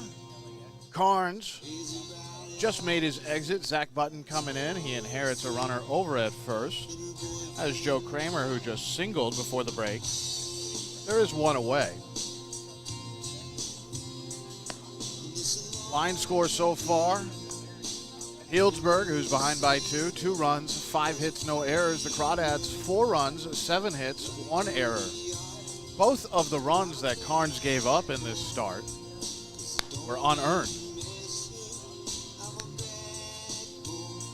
So Zach Button will be facing still some very good hitters here for the Prune Packers. I mean, really all up and down their lineup. There's not really a weak spot you can point to, as Braden Runyon is going to step into the box. Zach Button, 0-1 this season for the Dads with a perfect even 4 ERA, 4.00. This is his 5th appearance. All previous 4 were out of the pen. He's thrown 9 innings, 8 strikeouts, and 4 walks. Last appearance was on July 22nd against the Mudcats. 4-3 loss for the Crawdads. Pitch here misses high, and the count 1-0. And that 4-3 loss for the Crawdads on July 22nd, Button came in through 2 innings, gave up the game-winning run. Runner off of first. The 1-0 from Button. Here it is. This is hit high into foul territory on the left side. Ellis ranging over near the dugout of the Prune Packers, and he is not able to make the play. Lost it in the sun there, did Ellis.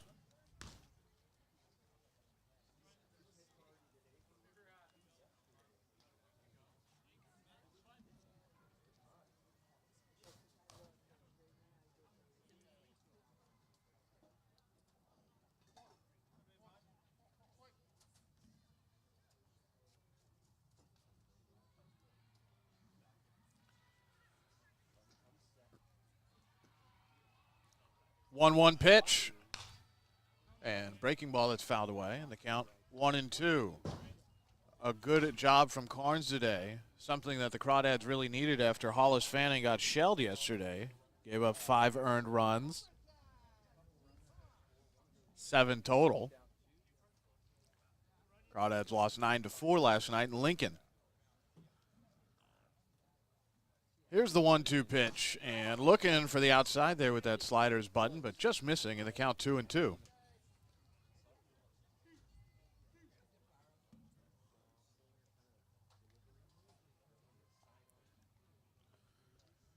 On deck is Jared Sundstrom. Runyon, though, has been good today, 2 for 2. And the pitch, and Runyon fouls this back above the backstop, and it's still 2-2.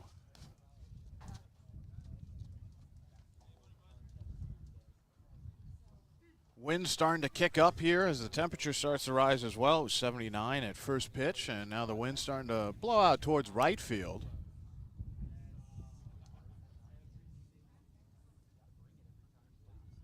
And the 2-2 pitch. Button rolls up a ground ball here over to the shortstop, Putz, who throws over to second. They get one. Not able to turn the play is Corio over to first in time, so just one out. Good pitch, though. Right fielder To get Jared one Sundstrom. out there from Zach Button. And here comes Jared Sundstrom.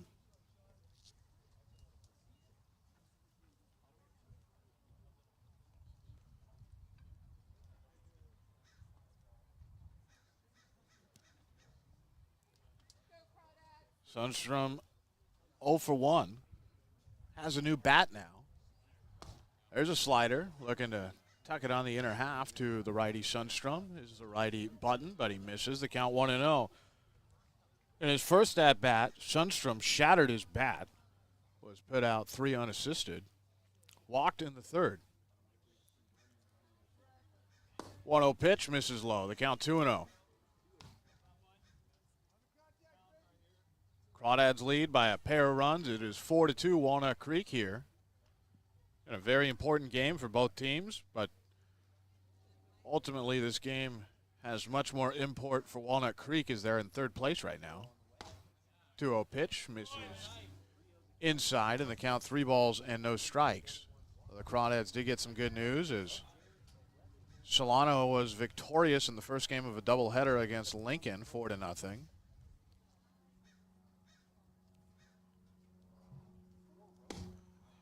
And that's a strike.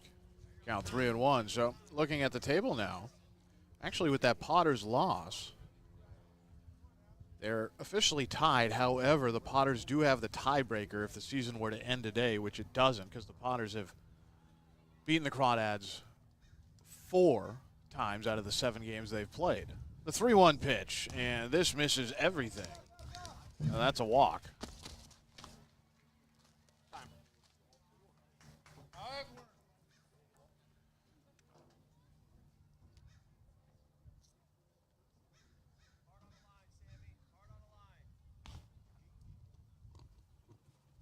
Sam Brown, the first baseman, struck out in his only at-bat.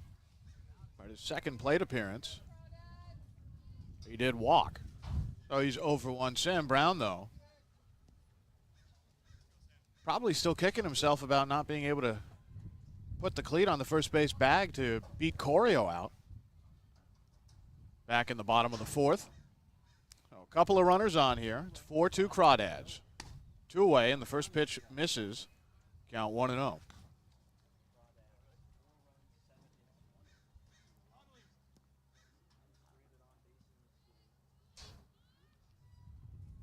Button can run into some issues with the walk. Just walked Sundstrom. 1-0 pitch, and that is just foul. Hit on a line down the right field line. And I think Healdsburg wants that call to be fair because there was a hit earlier for the Crawdads that just stayed fair. That was that 2 RBI double from McKenna back in the first. So the count 1-1.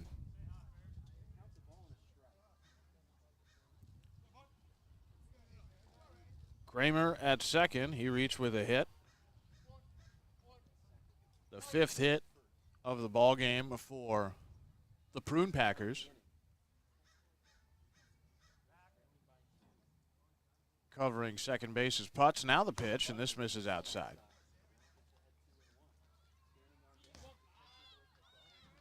Two balls, a strike. With 2 away, so far Zach Button has been able to come in and get 1 out.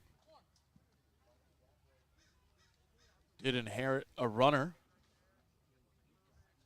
on his way in. That was Joe Kramer. And this misses outside. The count 3-1. Kramer got a hit, and then he was retired on a fielder's choice. So Runyon over at second, Sundstrom at first. 3-1 pitch upcoming from Button to Brown. Here it is. Brown gets into this, hits this high and deep to right field. Moving back at the track, and Casey Cummings has it. The right fielder Cummings had to put his back against the fence, but he does make the catch. Just enough room out there in right center. And the Crawdads get out of it in the top of the fifth in a situation where there were a couple of runners on and a big charge put into the ball there by Sam Brown. But the park here at Monte Vista just a little too large for that ball to escape, and maybe the wind helping out as well, as now it's just blowing in, where earlier in that half inning it was blowing out. So it is still 4-2 Crawdads, bottom of the fifth, coming up here on the Crawdads streaming network.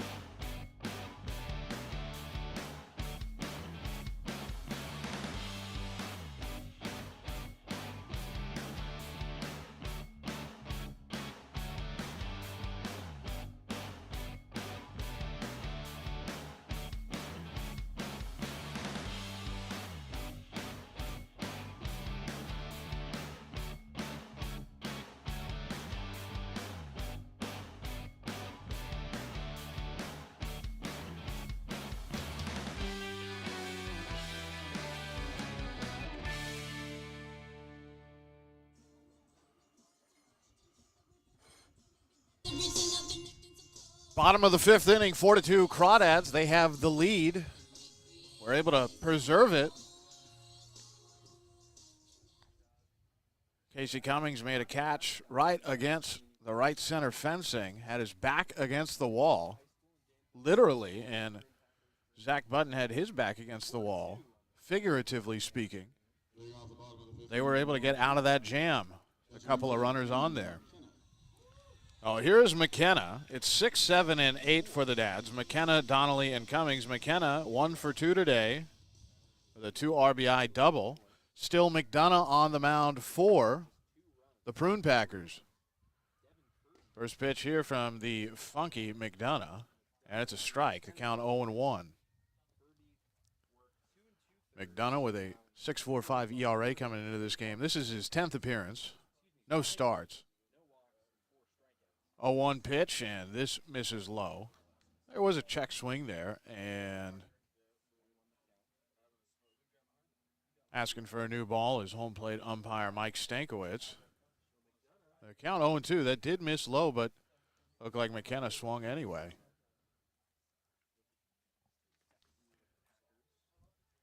Here's the 0-2 to McKenna.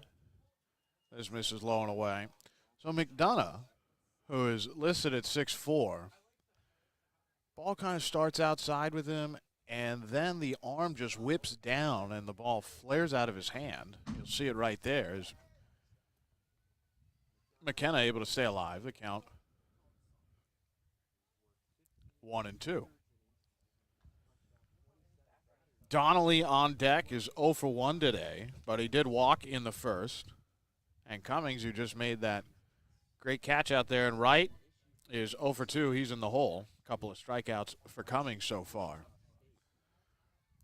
Crawdads have seen McDonough, and they actually saw him pretty recently on July 17th. It just misses low. The count 2-2. That was that 11-2 ball game that the Crawdads won here in Danville.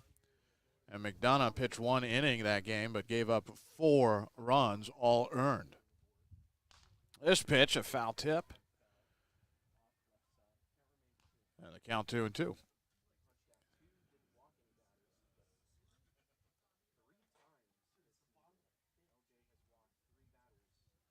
2-2 pitch, and that's right down the pipe. McKenna stares at it. He's rung up.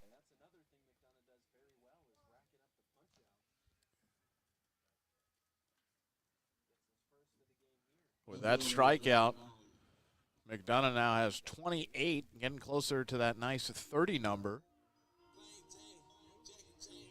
And 30 is great out of the pen, especially for a guy who's thrown 15 and a third innings coming into this ball game. So here is Joey Donnelly. The first pitch to Donnelly is a slider that misses, and the count 1-0.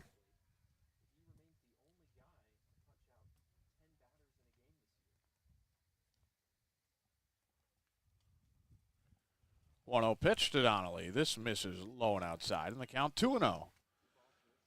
The Crawdads lead 4-2. They have 7 hits so far. They've been able to get men on base in every inning. Trying to keep that going here in the 5th. 2-0 pitch. Donnelly checks his swing. Did he go? Appeal down to the third base umpire, Curtis Parker. He says he did not. So Donnelly ahead here. 3 balls, no strikes. He's already walked once, has a chance to do so again. We'll see what McDonough gives him. Even though Donnelly has been slumping, he's still very powerful. 3-0 pitch to JD, and it misses. And the count 3-1.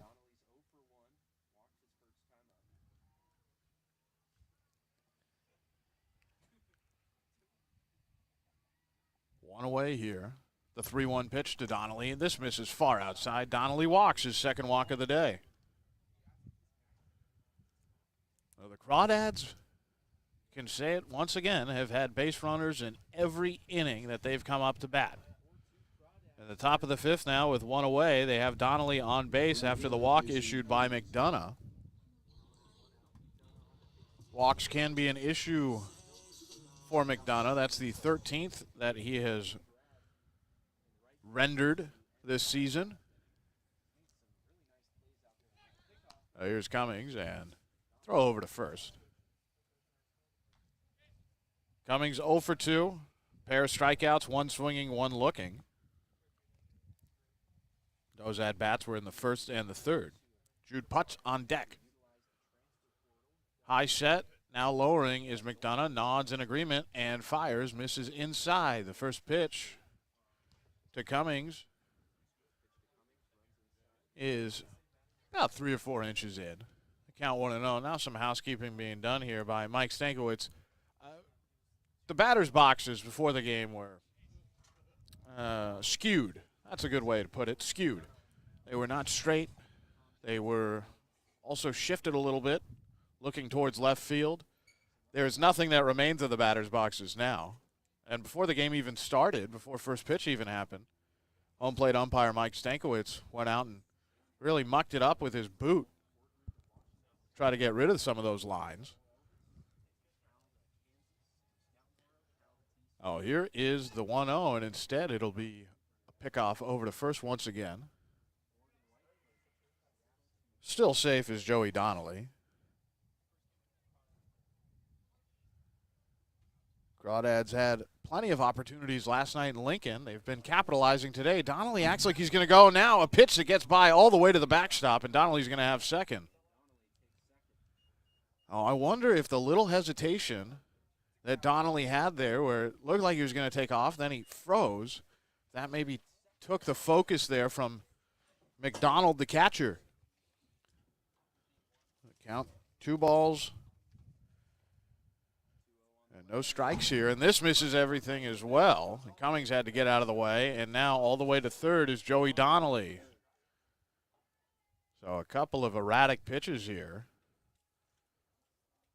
And the count 3-0 with 1 out here. The Crawdads lead 4-2. They'd like to get another run, make it a 3-run ball game. Donnelly 90 feet away at third. 3-0 pitch to Cummings. Will he swing? And no, he will not, because that ball makes him shuffle out of the way. That's a 4-pitch walk. Both base runners now for the Crawdads on the corners, and they've both reached base by just displaying some good eyes. There is a mound visit now. Checking on McDonough. McDonough was electric last season. He has been beat up a little bit this summer for the Prune Packers, but he can throw extremely hard, and his delivery can give hitters some problems because of the way he whips the ball out.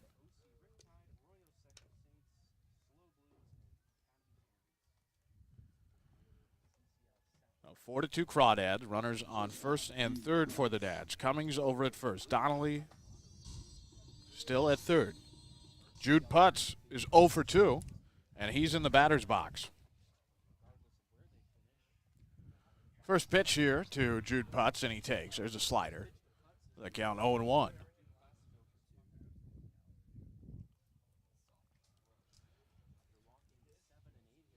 Putz grounded out in the second, struck out looking in the fourth. And a big swing and a miss there on a good slider. The count 0-2.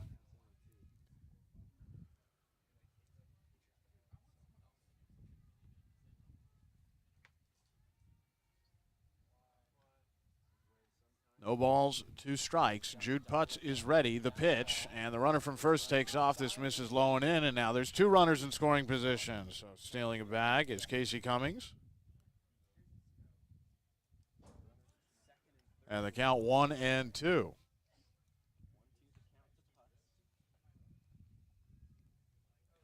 Casey Cummings being aggressive, and it pays off for the Crawdads.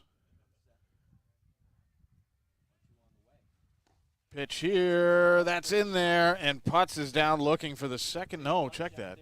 Yeah, that is the second time. The first strikeout was looking. It was not swinging, and for the second time, he goes down looking. So Putz not seeing it too well up there today, and here comes Ryan Ellis.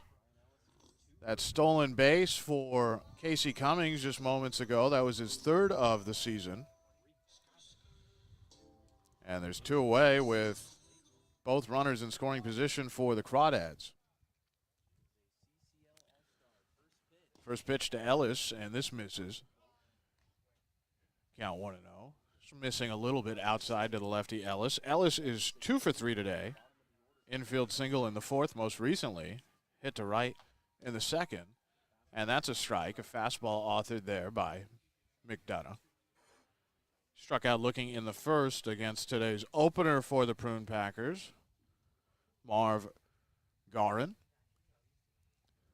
1-1 pitch. Ellis swings and comes up empty. The count 1-2. These are the kinds of opportunities that the Crawdads have squandered at times over this really tough stretch. They're trying not to do the same here. They have been good in 2-out situations today. Kavares Tears with a 2 RBI single, and McKenna with a 2 RBI double, both with 2 outs. The 1-2 pitch to Ellis, and just able to flare this out of play and stay alive. Count still 1-2. That actually hit off the top of the fencing near the bullpen there.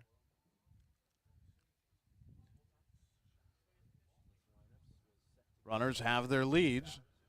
And the 1-2 to Ellis. This misses high and outside. A good snare there by McDonald, the catcher. Make sure that doesn't get by him. And see it a freebie to the Crawdads. The count even at 2 balls and 2 strikes now.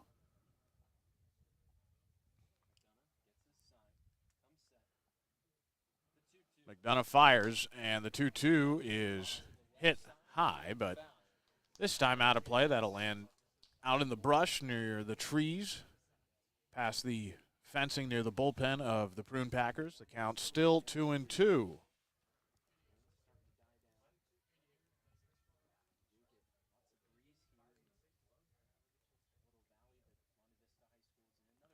Pitch here misses low. And now it's 3 balls and 2 strikes. Ryan Ellis, who has stolen 3 bases today, has been very effective. The 3-2 pitch, and he checks his swing, does Ellis, and he does not go. That is a walk. The bases are now loaded. So 3 walks this half inning issued by McDonough. And here is Tyson Corio. And now there might be a pitching change here as manager Joey Gomes is signaling for the bullpen. So we'll see who the new pitcher is here when we return on the Crawdads streaming network. It is 4-2 Crawdads over the Prune Packers, still in the bottom of the 5th.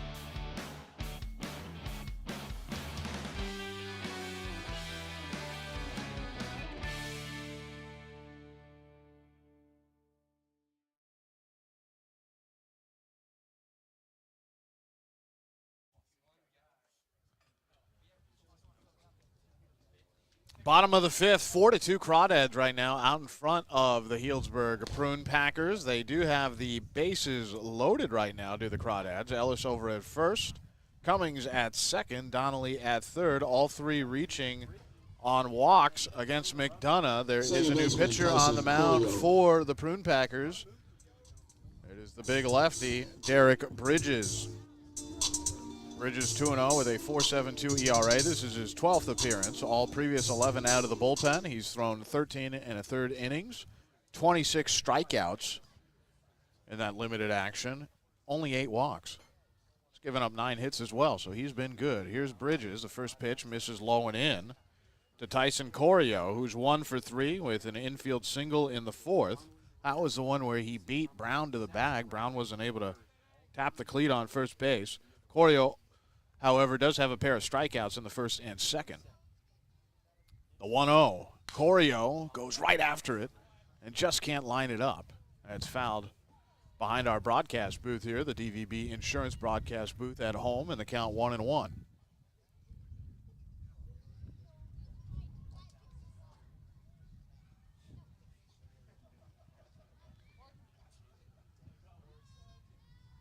Bases loaded with 2 away. Bridges trying to get out of it for the Prune Packers. This pitch, a slider, misses just a bit high. And the count 2-1. Slider started out, whipped back in. Looked like it caught enough of the plate to be a strike, but just a little too high for Mike Stankiewicz, the home plate umpire's liking. And the 2-1 pitch, Corio going to take all the way here, and this ball missed in, but that's called a strike, so maybe a makeup call there, and the count even, 2-2.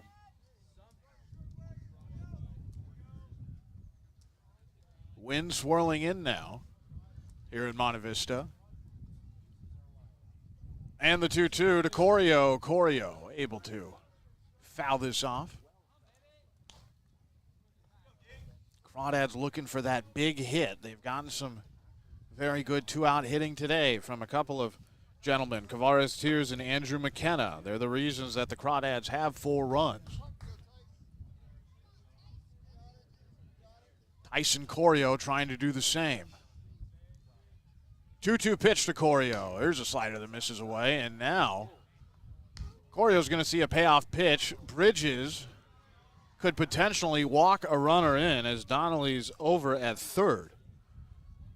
A high leverage moment for Bridges and a very big moment for Tyson Corio here, who has to keep his approach simple. The 3-2 to Corio, the runners go, and Corio hits this hard on the ground but foul on the left side. The count stays 3-2. Crawdads can get some runs here and add on to this 2-run lead that they have. They would definitely take that. Crawdads have played Healdsburg very tough lately. Payoff pitch to Corio, and this misses low and in, and a run is walked home by Derek Bridges out of the bullpen. Donnelly trots on home. It is now 5-2. The Crawdads will take it. That is the 4th walk this inning. Center fielder Coleman Schmidt. Here is Coleman Schmidt with the bases loaded.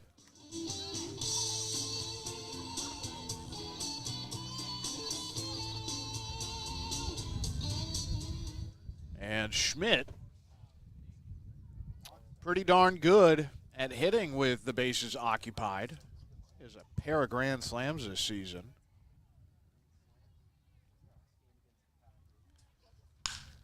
Pitch here, hit hard on the ground. A diving stop made by the shortstop Brooks, who throws over to first, but it's not in time. Another run scores, and the bases are still loaded. Coleman Schmidt showing off the wheels there to beat a very strong throw from Brooks. It is now 6-2 Crawdads. The Crawdads, all of their runs have come with 2 away.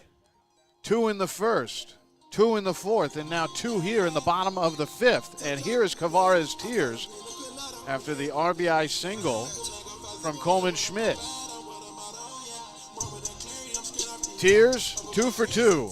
a single, and a 2 RBI base knock in the fourth, walked in the first, and came around to score in the first. Lefty against lefty.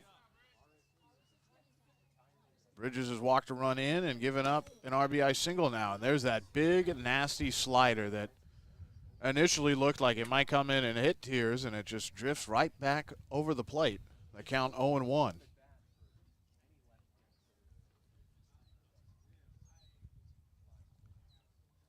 Bases are still loaded here with 2 away. This pitch misses outside. The count 1-1.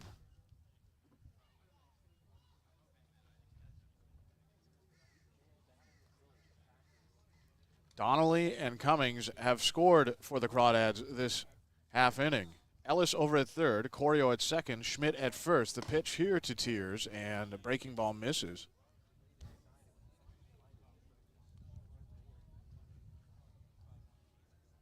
Two balls and a strike to the mighty Kavares Tiers, who's the designated hitter today, who's been playing a lot of DH lately, and he's done a very good job of it. 2-1 pitch to Tiers, and this misses low and away, and nearly a wild pitch there, but bailing his pitcher out is McDonald, and the count 3-1. Neither pitcher this inning for the Prune Packers has really shown that they can effectively pound the strike zone. I know McDonough did have a strikeout of McKenna, but 3-1 pitch. Kavares Tiers makes a bid at it, but hits it out of play. The count 3-2. Full count. Payoff pitch coming with 2 outs, and the Crawdads leading 6-2 here in the bottom of the 5th. A lot of 2s on that scoreboard for the Dads today.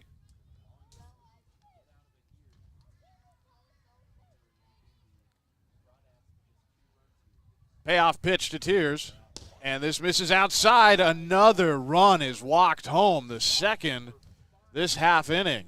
So 3 runs have now scored for the Crawdads in the bottom of the 5th. It is 7-2. Bases remain loaded. Kavares Tiers having just a picture-perfect day today at the plate. As Ryan Ellis jogged on home to score. Corio at third now, Schmidt at second. And Tiers with that walk at first. Here's Brian Duroff. Pitch to Duroff, and he fouls this into the cage. The count 0-1. Duroff, 1 for 2. Walked in the first. Had a single in the third and grounded out 6-3 in the fourth. The Crawdads should be very pleased with these 3 runs that they've put up, and some good plate discipline to thank for it. The 0-1 pitch. Duroff hits this hard on the ground. Takes a huge hop. Brooks skies for it. Is able to get it and throws on to first to get Duroff. Climbing the ladder was Loudon Brooks.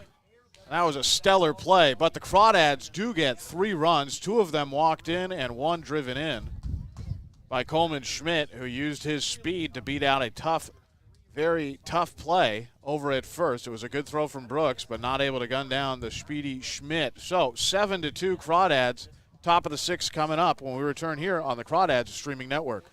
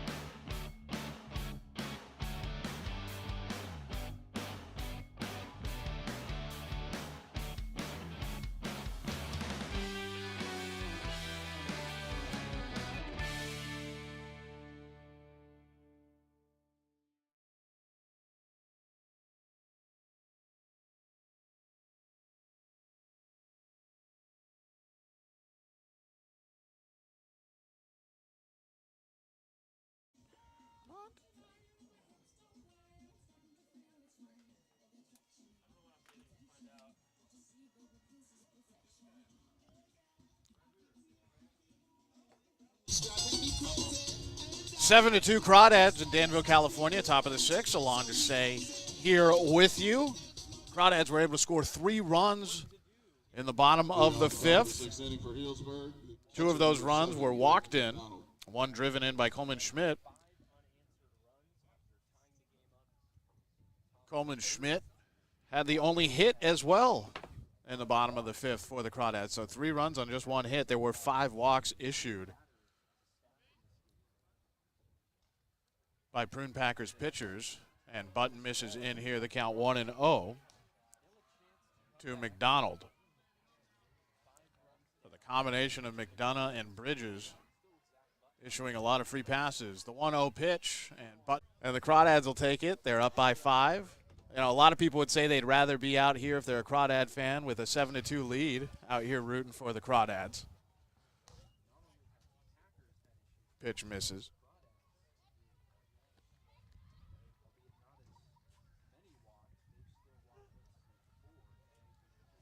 1-0 pitch, and this is swung on and missed by Sam Hunt. On deck is Loudon Brooks. Just made an outstanding play on a tough hop and had to jump about 3.5 feet up in the air to get it. Back in the bottom of the 5th, the 1-1 pitch, and this is hit down the left field line, but that's going to be foul. And the count 1-2. Nobody out here. Runner on first, that's McDonald, who was hit by Button. Hunt is 0 for 2. 4-3 and a P1. And this pitch just misses. The count 2-2. Looking for that outside black was Button.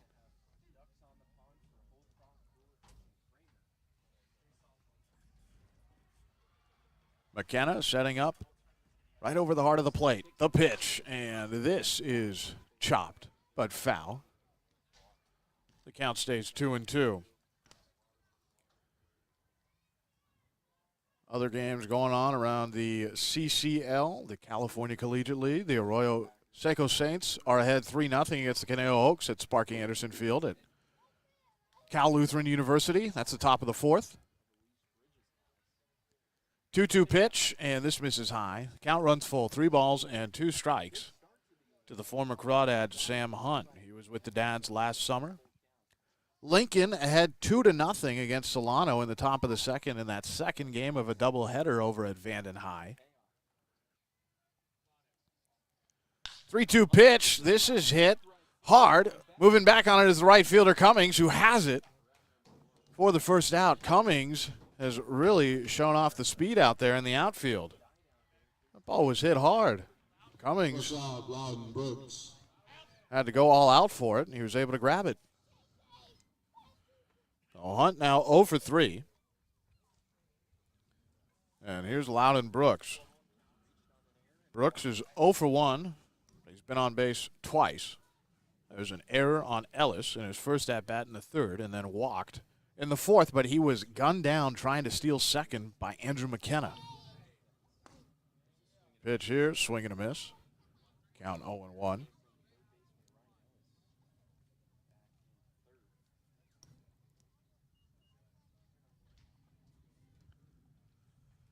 Seven to 2. Crawdads lead by 5. 0-1 pitch. This misses low, and the count 1-1. Prune Packers, their 2 runs, they both came in the top of the 3rd.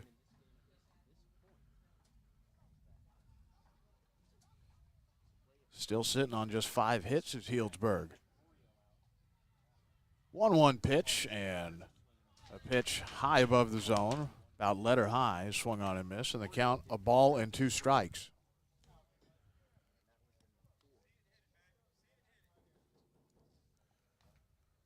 So if things hold up the way they are right now, the pitcher of record would be Devin Kirby.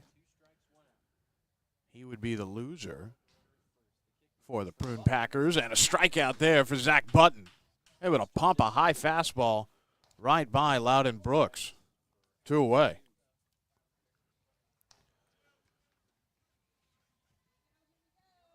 The winner would be Alex Carnes.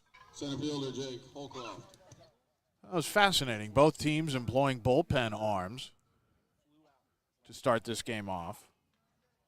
Marv Gowron was only able to go 1 inning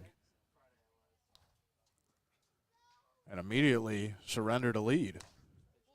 Pitch misses outside to Holcroft.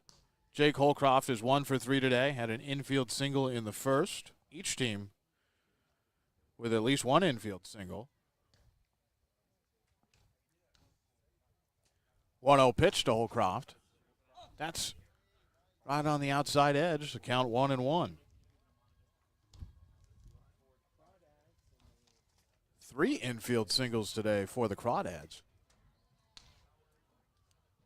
And the 1-1 pitch to Holcroft. The runner goes from first, and it's fouled away. And the count 1-2. Taken off there was McDonald. He reached, getting hit by a pitch at the very start of this top of the 6th.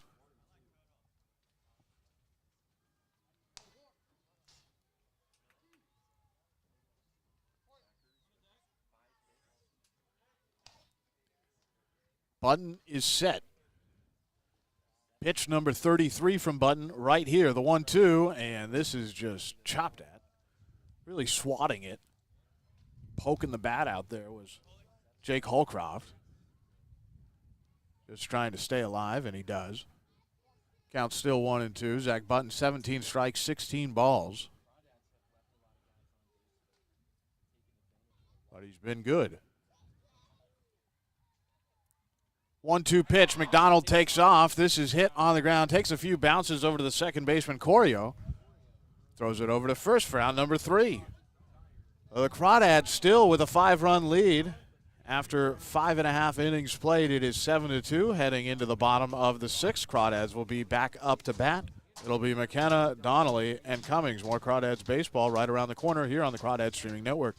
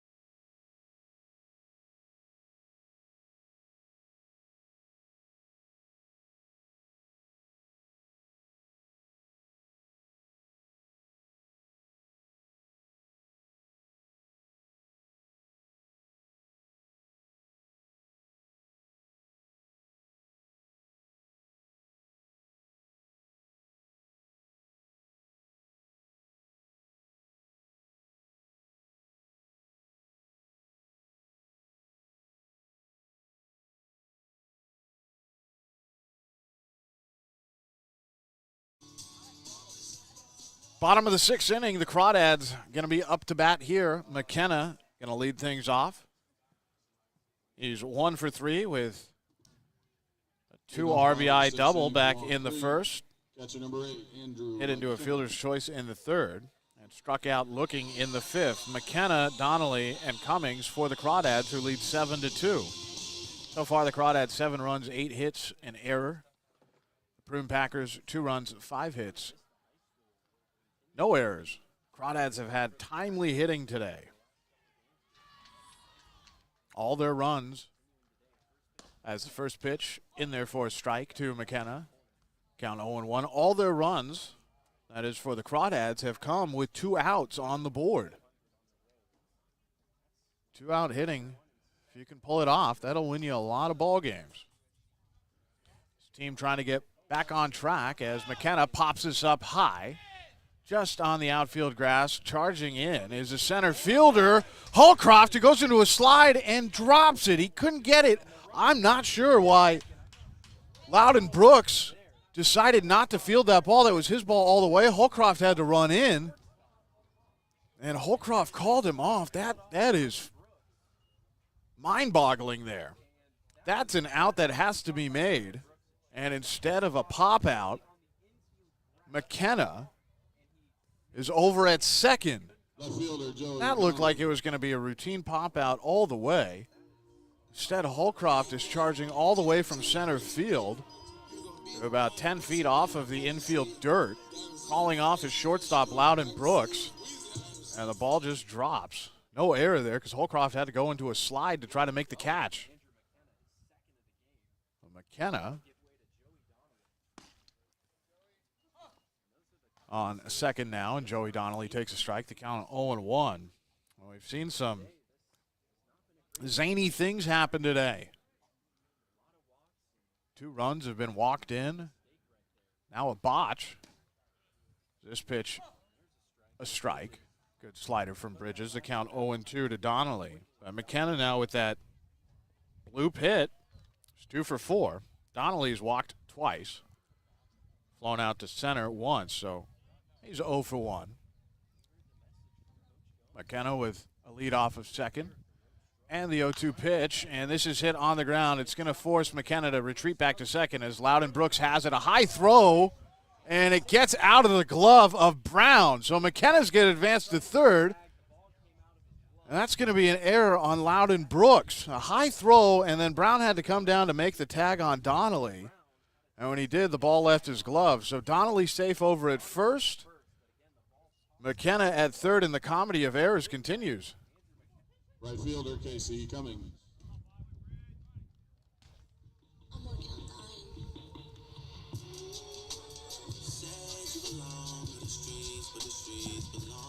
Just been informed that the video has dropped, so we'll get that fixed for all of you kind folks who are watching us on the stream. Do appreciate it. Remember to like and subscribe. Never miss a Crawdads game. Turn on that notification bell. There's Casey Cummings at the plate with runners on the corners, nobody out. First pitch here from Bridges, a fastball that finds the inside corner to the righty Cummings. The count 0-1. Donnelly reaches on an E6. McKenna has a hit. He's over at third. And really, Prune Packers are lucky that's not an error as well, because that was a play where Holcroft called off Brooks. Decided to go into a 50-yard sprint to get that ball. Count 0-1. Crawdads lead by 5. It is 7-2 Walnut Creek. The 0-1 to Cummings. And Cummings swings through a good fastball high up in the zone. Count 0-2.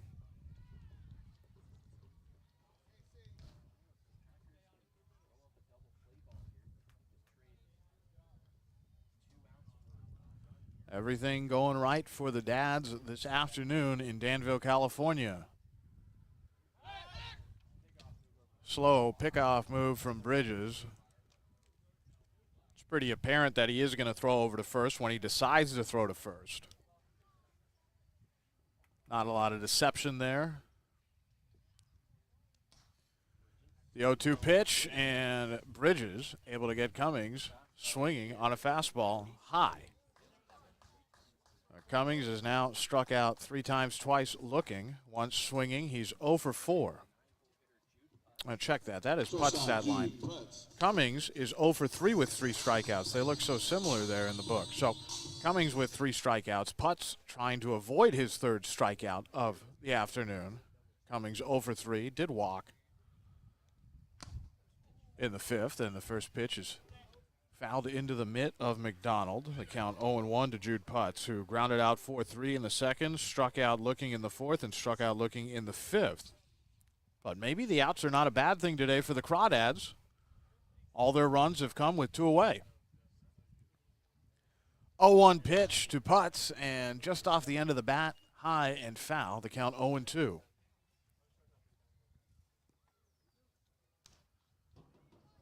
Still just the one out here in the bottom of the 6th.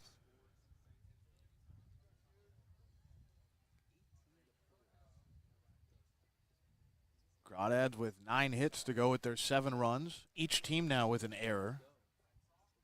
Still 5 hits with those 2 runs for the Prune Packers. The move over to first here from Bridges. Seen him do that 3 times now.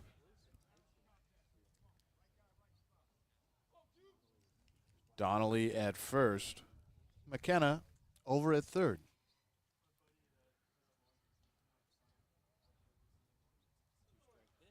2-1 pitch, and this is fouled right off of Jude Putz. And they hit the inside of his foot or right around the shin. He's doubled over. In a little bit of pain is Jude, but he kind of walks it off. Count still 0-2. A couple of doubles today for Andrew McKenna, as he's on third. His best day at the plate. You know, he'll have to send a nice gift package to the Prune Packers for that second hit he had.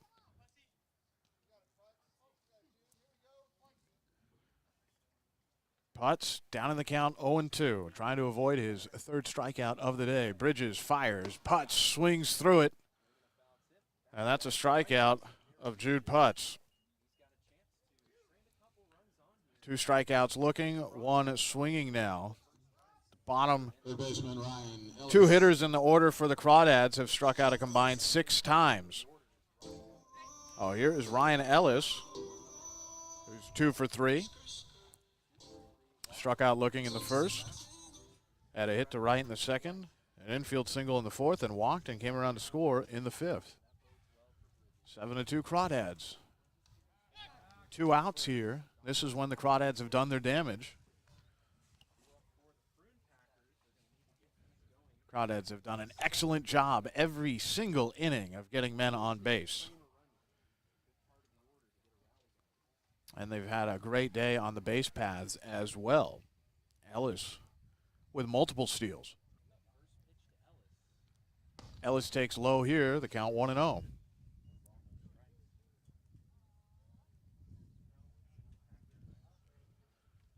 And now Bridges is walking off the mound. Is he all right?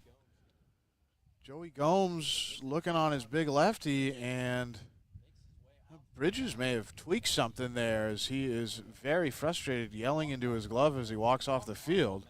So there's going to be a new pitcher. Bridges just walked off the mound without a mound visit, so you hope Derek Bridges is okay. He's going to leave. There are 2 away here in the bottom of the 6th. It is 7-2 Crawdads, and it looks like McKenna knows that something's up. He's down in a squat along with Joe Kramer over at third. So usually when you see players react that way, it means someone maybe hurt something out there. You hope Derek Bridges is all right. So there's going to be a pause in the action here. There will be a new pitcher for the apparently injured Derek Bridges. We'll see who it is. It looks like it's going to be Morgan White. We'll update you on White when we come back. 7-2 ball game that the Crawdads lead over the Prune Packers here in Danville, California on the Crawdads streaming network.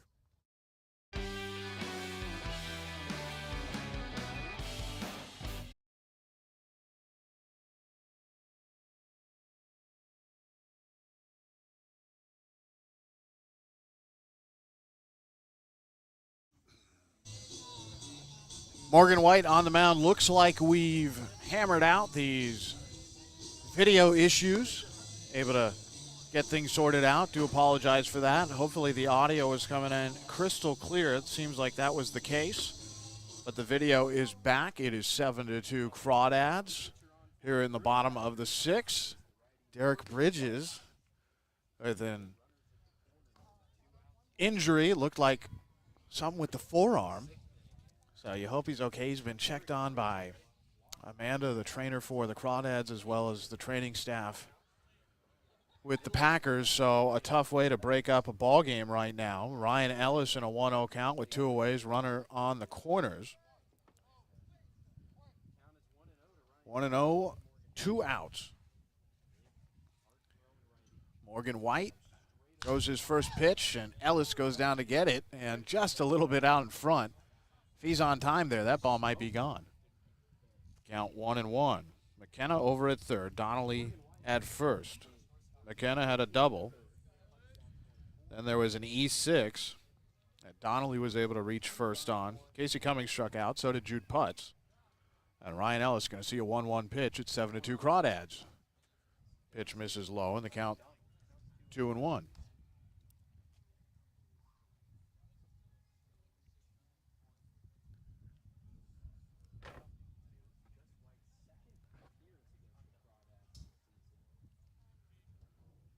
White sets. And the 2-1 to Ellis. Ellis goes after it, but not able to keep it fair. Count 2-2. Morgan White, the righty, 6'3" senior from UNR. Nevada Reno. 2.51 ERA, his 11th appearance. All previous 10 out of the bullpen.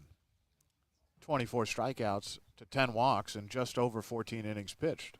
When nothing, so that would have been 3 straight innings with 2 out runs. However, that was not the case for the Crawdads. It is still 7-2 Dads. Top of the 7th coming up. Austin Oda going to have the rest of the game for you here on the Crawdads streaming network.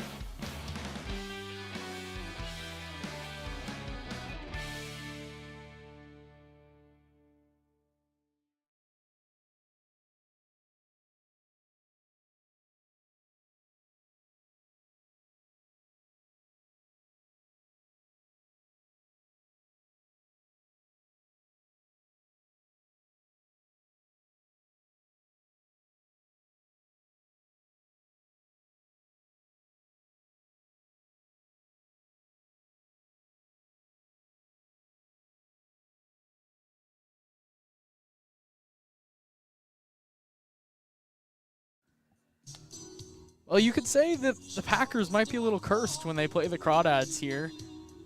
The last 3 times that the Crawdads and Packers have faced off here at Monte Vista High School, the game has gone in favor of the Crawdads, and this one shaping up to do a little more of the same. Welcome back to the DVB broadcast booth. Austin Oda taking over for Alonda Say, assistant GM. Good to be here. It's good to be on. I've wanted to do this all season, so to be here, put on this. The Lincoln broadcasters got a bobblehead of themselves. I don't know if you saw that. It was pretty sick. And I think, you know, as the assistant GM, I think you can make one of that happen for me and Alon, yeah? You asking me for a bobblehead? I'm asking you for a bobblehead of myself. I'll see what I can do. Thank you.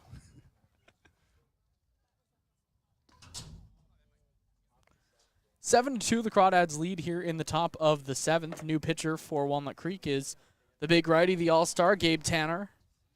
Tanner making an appearance out of the bullpen. Usually we see him in the starting. 3 ERA and 27 innings. First pitch he throws is right down the pipe to Zach. The 0-1. Big curveball that catches the zone, 0-2. So, Daniel, I know everything about you, of course, but I don't know how much these listeners know. So tell us about yourself. Where do you go to school? What's your major? Why are you here? I'll wait for the first in time. Nice play by Ryan Ellis for the first out of the inning. So let's start. Where do you go to school? So I am a second-year sophomore. That is a sports management major at California Polytechnic State University, San Luis Obispo. Or Cal Poly Slow, as the cool kids call it. Third baseman Joe Kramer. Unlike you. What out? What's your major? I major in sports management, so really lots to do with this. So it's been super interesting this summer actually getting here and having some some hands-on experience. First pitch to Kramer is popped high in the air, back behind home plate. McKenna gives it a look, and he'll settle under it to make the catch for the second out of the inning. And then what made you come to the Crawdads this summer? You know, in one of my classes, I was actually approached by the Blues general manager. Came in trying to recruit for interns for the San Luis Obispo Blues, but I didn't really want to spend the Walnut Creek Crawdads Quite literally in your backyard. playing just 5 minutes from me. First pitch to Style for the third out of the inning. Well, that was a little too quick. Daniel will have you on for another half inning and score the Crawdads lead here on the Crawdads streaming network.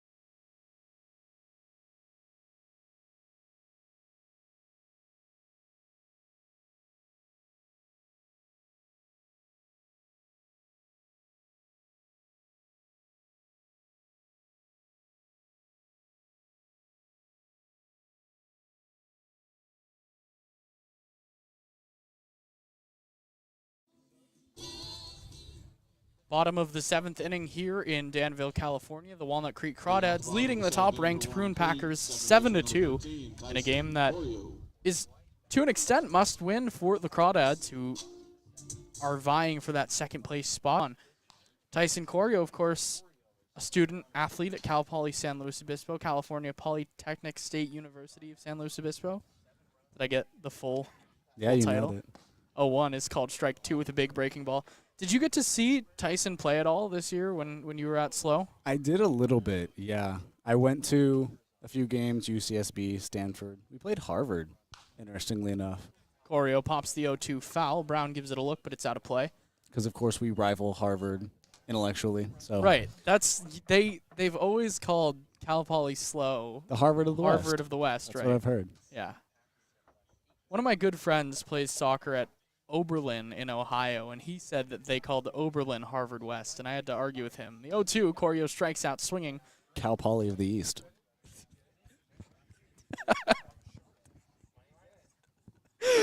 That's what they often say about Cal Poly. Harvard East. I mean, yeah, Harvard West. No. Sorry. Oh, you go. We're having fun up here in the DVB broadcast booth as Coleman Schmidt steps in. First pitch called strike one on a big off-speed pitch. Can't take myself seriously right now. It's a professional setting. 0-1 to Schmidt. The Crawdads lead 7-2. Schmidt 1 for 3. He takes down low, ball one. So it's something that depends day to day. 1-1 is chopped to short. Brooks on a couple hops, up with it, throws to first in time. Nice stretch by Brown for the second out of the inning. So that's on point streak, on scoreboard, music, pop-up tent, social media, whatever it may be. Game day situations, game days, some social media, some graphic design, a little bit of everything. I got my toes in lots of different pools. Big first pitch to Kavaris Tears, who's having himself a great game. Takes strike one.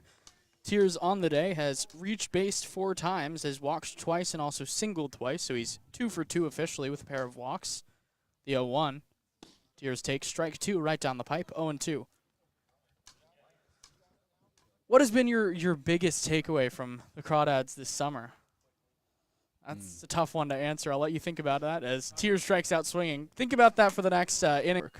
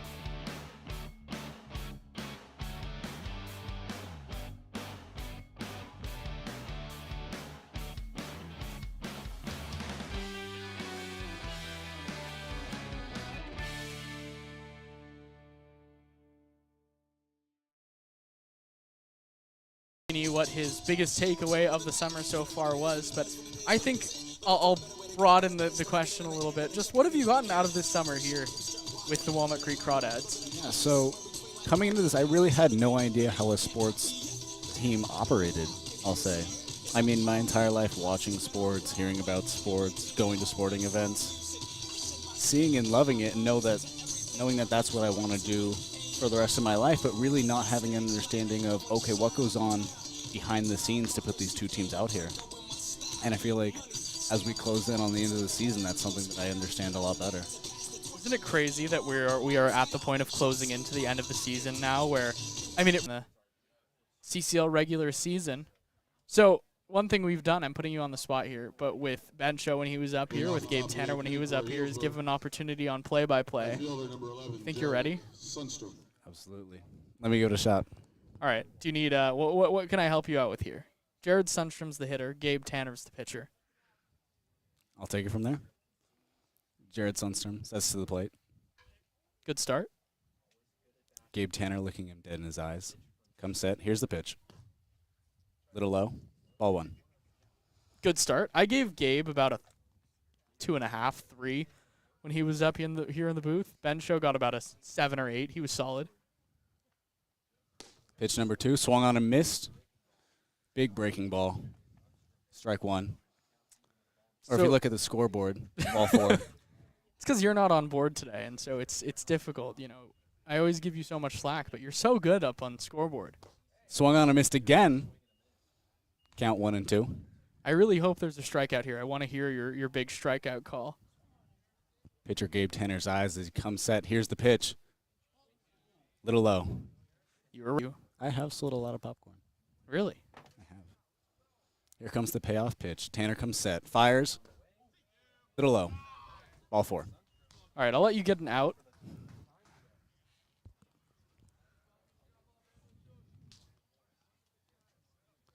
Coming to the plate now is Sam Brown.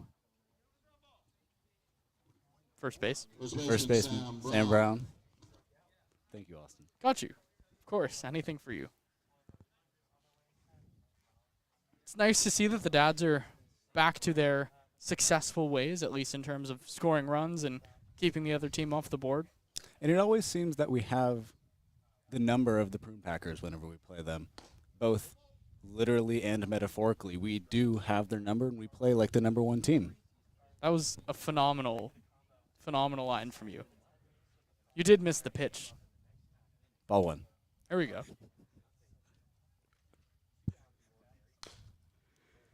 Fouled back. 1 and 1's the count.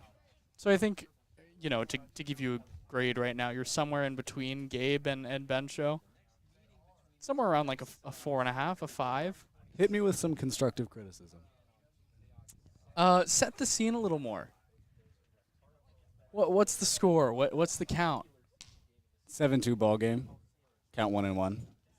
Beautiful. Tanner looks for the first out of the top of the 8th inning. I love it. I thought your line about him looking in hungry was very good. Ravenous as he comes set. Here's the pitch. A little inside for ball 2. Count 2 and 1. I like it. That was, big strides of improvement so far just in this 8th inning alone. I've been trying to work on my vocabulary, Yeah. trying to expand it a little bit, lengthen it. Here's the pitch. Low again. Count 3-1. Well, if Gabe walks this guy, I'm taking back over from you. I think it's, you can't take 2 straight walks.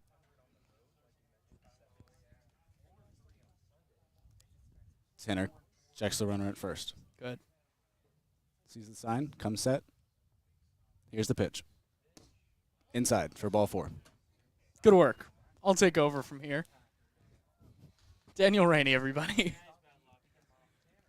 So, for those who have listened this entire summer, you know that Alonda State does not believe in luck, and I, on the other hand, am extremely superstitious, and I think Daniel Rainey is just bringer of bad luck on play-by-play. But, the fastest inning in the game came when you were on color.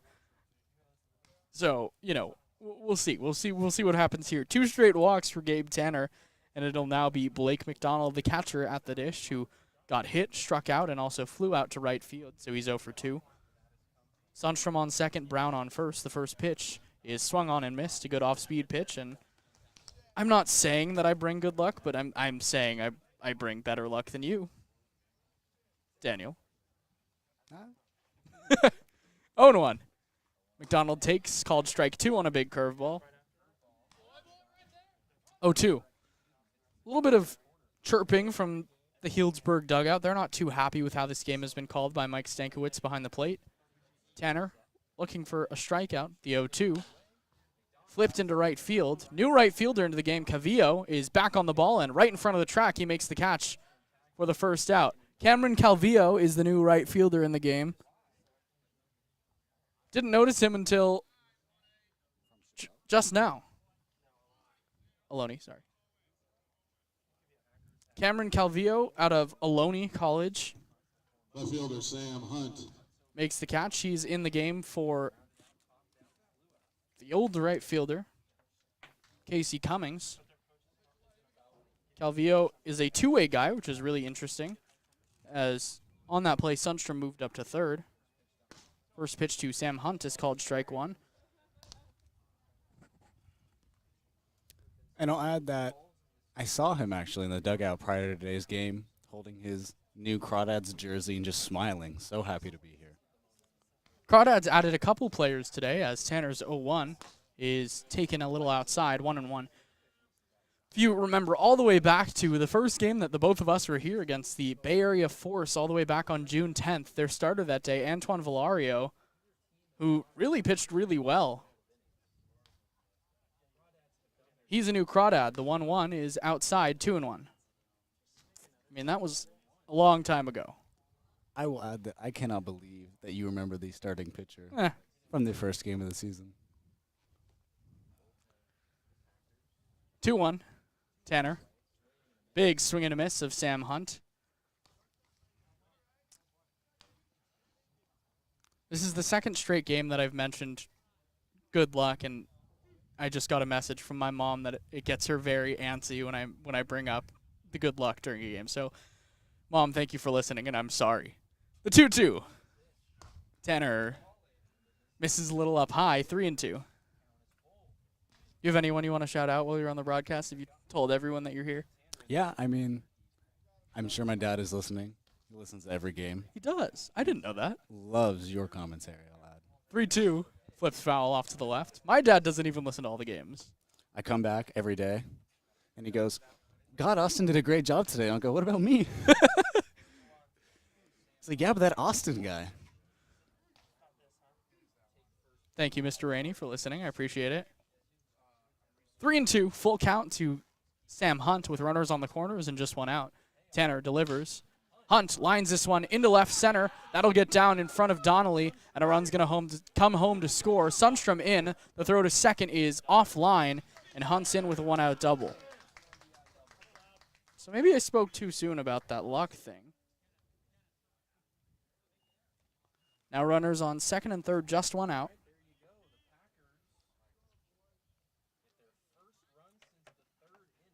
Healdsburg on the board for the first time since inning number 3 on Sam Hunt's one out double, and it'll bring up the shortstop, Loudon Brooks. McKenna takes a second to talk to his pitcher, Tanner. Oh, that was great. Such a positive guy, McKenna. Always a smile on his face. Isn't he the best? Always has something supportive to say. So you know he just went up there and said, hey, you got this. Throw strikes. I think that is exactly what he said.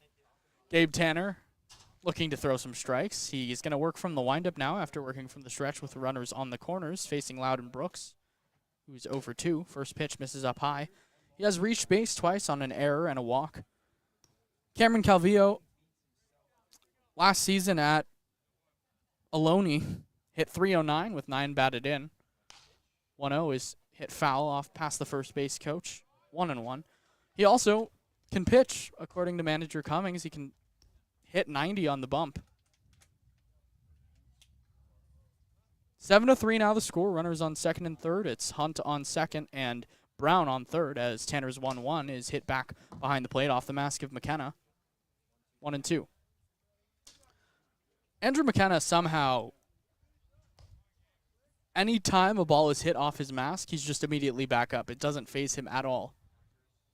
And it's so impressive. It's almost scary. I don't know how he makes that happen. 1-2 to Loudon Brooks, the shortstop. Tanner still looking for his first K of this game. The 1-2. Outside, ball 2. So Gabe Tanner, where he's been really good this summer, is when he's settled into a rhythm and gotten in a groove with his pitches, and every now and then it's one tough inning for him. The 2-2. Check swing, did he go? No, he did not, says first base umpire Ron Masso. As did the dugout for the Healdsburg Prune Packers. 3-2. On deck, Jake Holcroft. Just a slam game, as Michael Barabalt of Sonoma Stompers Radio would say. The 3-2. Hit high into center field. Schmidt under it. Tagging from third, Brown. Schmidt makes the catch. Here comes the throw to the plate. It's actually going to go to third and offline as it takes Ellis off the bag. I think that if that throw were to have been online, there's a chance that it would have gotten the tagging Hunt, but a run does come home to score.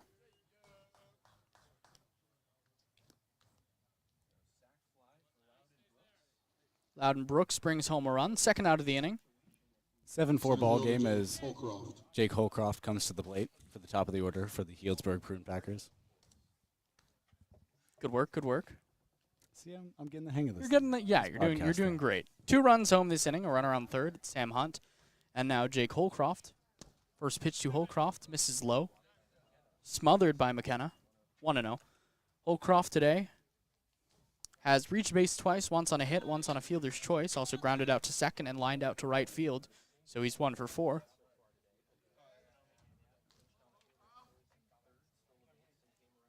The 1-0. Grounded up the middle, puts behind the second base bag, has it and flubs it. Another error for Jude Putz, and it brings home a run. Looks like he tried to almost flick it up in the air with his glove into his hand. Just missed it with his throwing hand. So the third run of the inning comes home to score. They're going to give him a hit on that one. I think that Hunt would have beat it out either way. Now Zach Vuletic takes strike 1. Actually, that was Jake Holcroft that would have beat it either way. So now 7-5. 2-run ball game.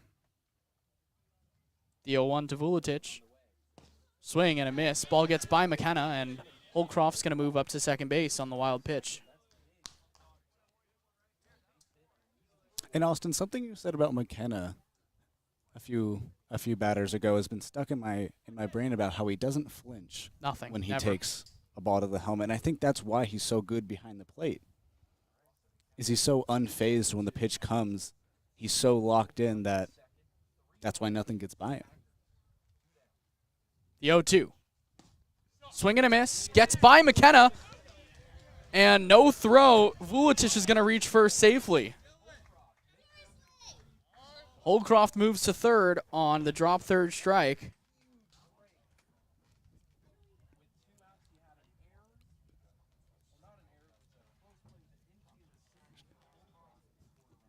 Third baseman Joe Kramer.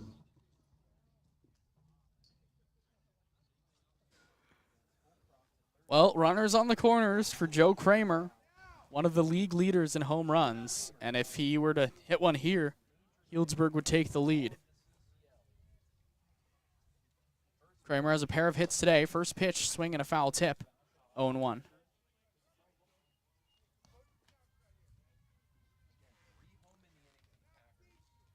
Healdsburg has already scored 3 times on a pair of walks, a pair of hits, and a sac fly. The drop third strike really came back to haunt, or has come to haunt, the Crawdads. 7-5, the Crawdads still lead. 0-1 the count to Joe Kramer. Tanner. The 0-1. Kramer lifts it into left. Donnelly coming in hard, and it's going to drop in front of him. Takes a weird bounce around him. Holcroft comes home to score, and it's 7-6.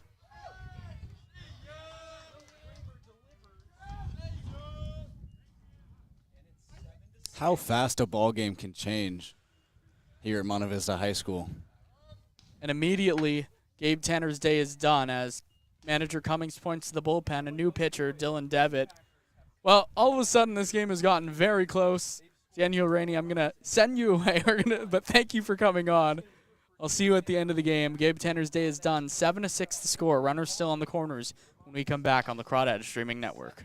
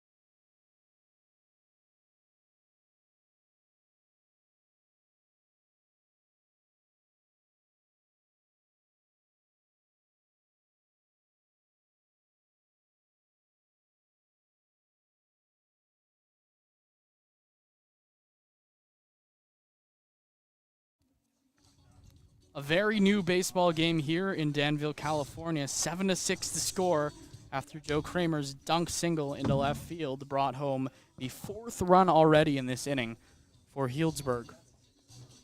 Braden Runyon's going to be the hitter with the new pitcher Dylan Devitt trying to stop it. Devitt, 7 games, 9 1/3 innings pitched, 7 strikeouts, a 1.92 ERA. He's been very good. We talked about it all summer, but Gabe Tanner has trouble avoiding that big inning. One big inning, always pretty detrimental for Gabe Tanner.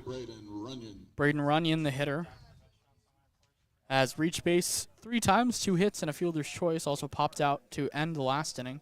Now the 9th hitter to hit for Healdsburg in the 8th. Devitt's first pitch misses low, 1-0.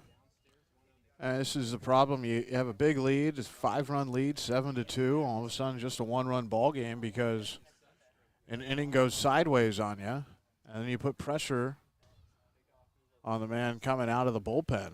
Pickoff move, but back in safely is Kramer at first. The last time Devitt pitched was a week ago against Healdsburg. He threw a shutout inning. looking to replicate that here. The 1-0. Lined hard into center field. Schmidt going back, settles on it at the track and makes the catch. Wow. Runyon absolutely mashed that ball, but Coleman Schmidt's sure hands out there ended the inning. 4 runs come home across the plate, and the Crawdads now lead by just 1, the bottom of the 8th when we come back. 7-6 the score on the Crawdads streaming network.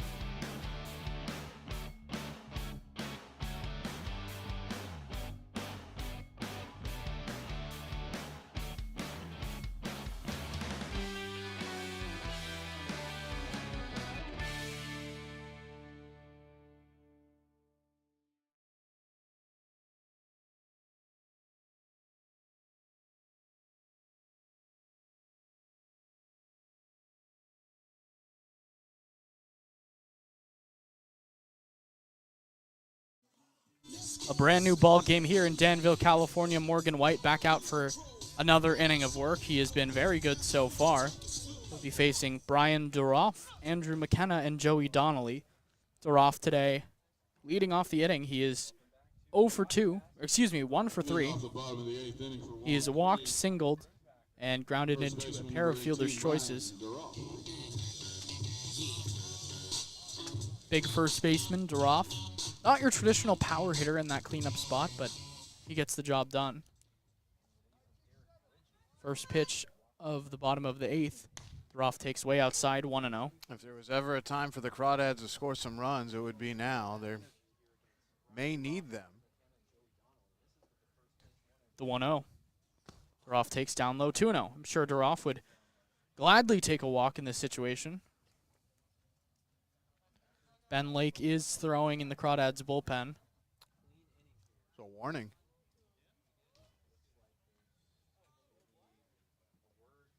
I think he's telling the bat boy to get in the dugout. Okay. 2-0 to Duroff. 2-1.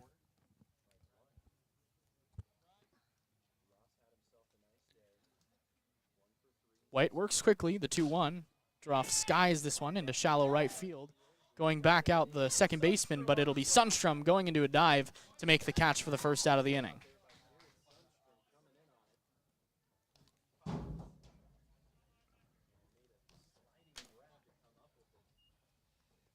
First out, it'll bring up Andrew McKenna, the catcher, who is having himself a very good day. 2 for 4, a pair of doubles. Though, at least one of those doubles should have been caught. A pop-up that was just hit sky high that Jake Holcroft called off, and he couldn't make the play. First pitch, McKenna takes down and in, ball 1.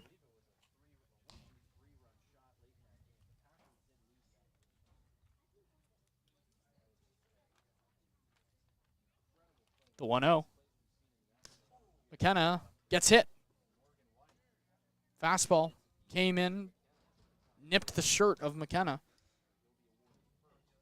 Hit by pitch. Crawdads need a base runner. They get one now.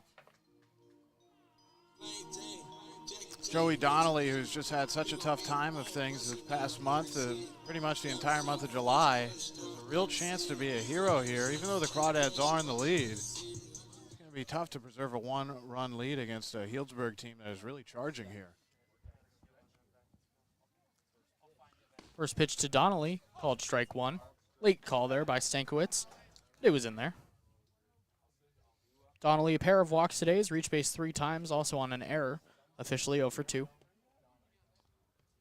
The 0-1 from White. Donnelly takes just a little low, 1-1. Donnelly fortunate there. That was a pretty close pitch. White's been pretty effective.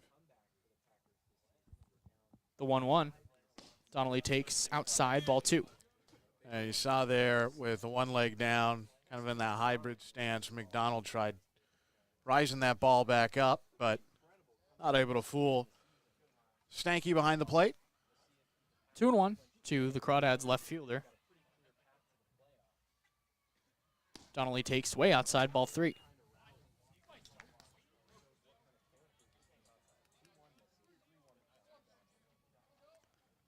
It'll be interesting to see if Donnelly has the green light here, if he were to sit on something and potentially drive it.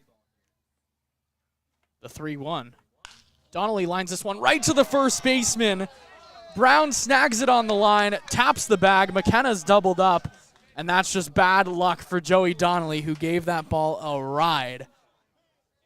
The Crawdads go down 1-2-3 and will head to the top of the 9th.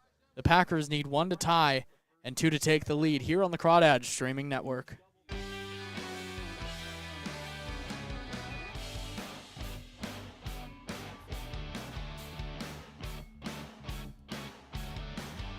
Poor Joey.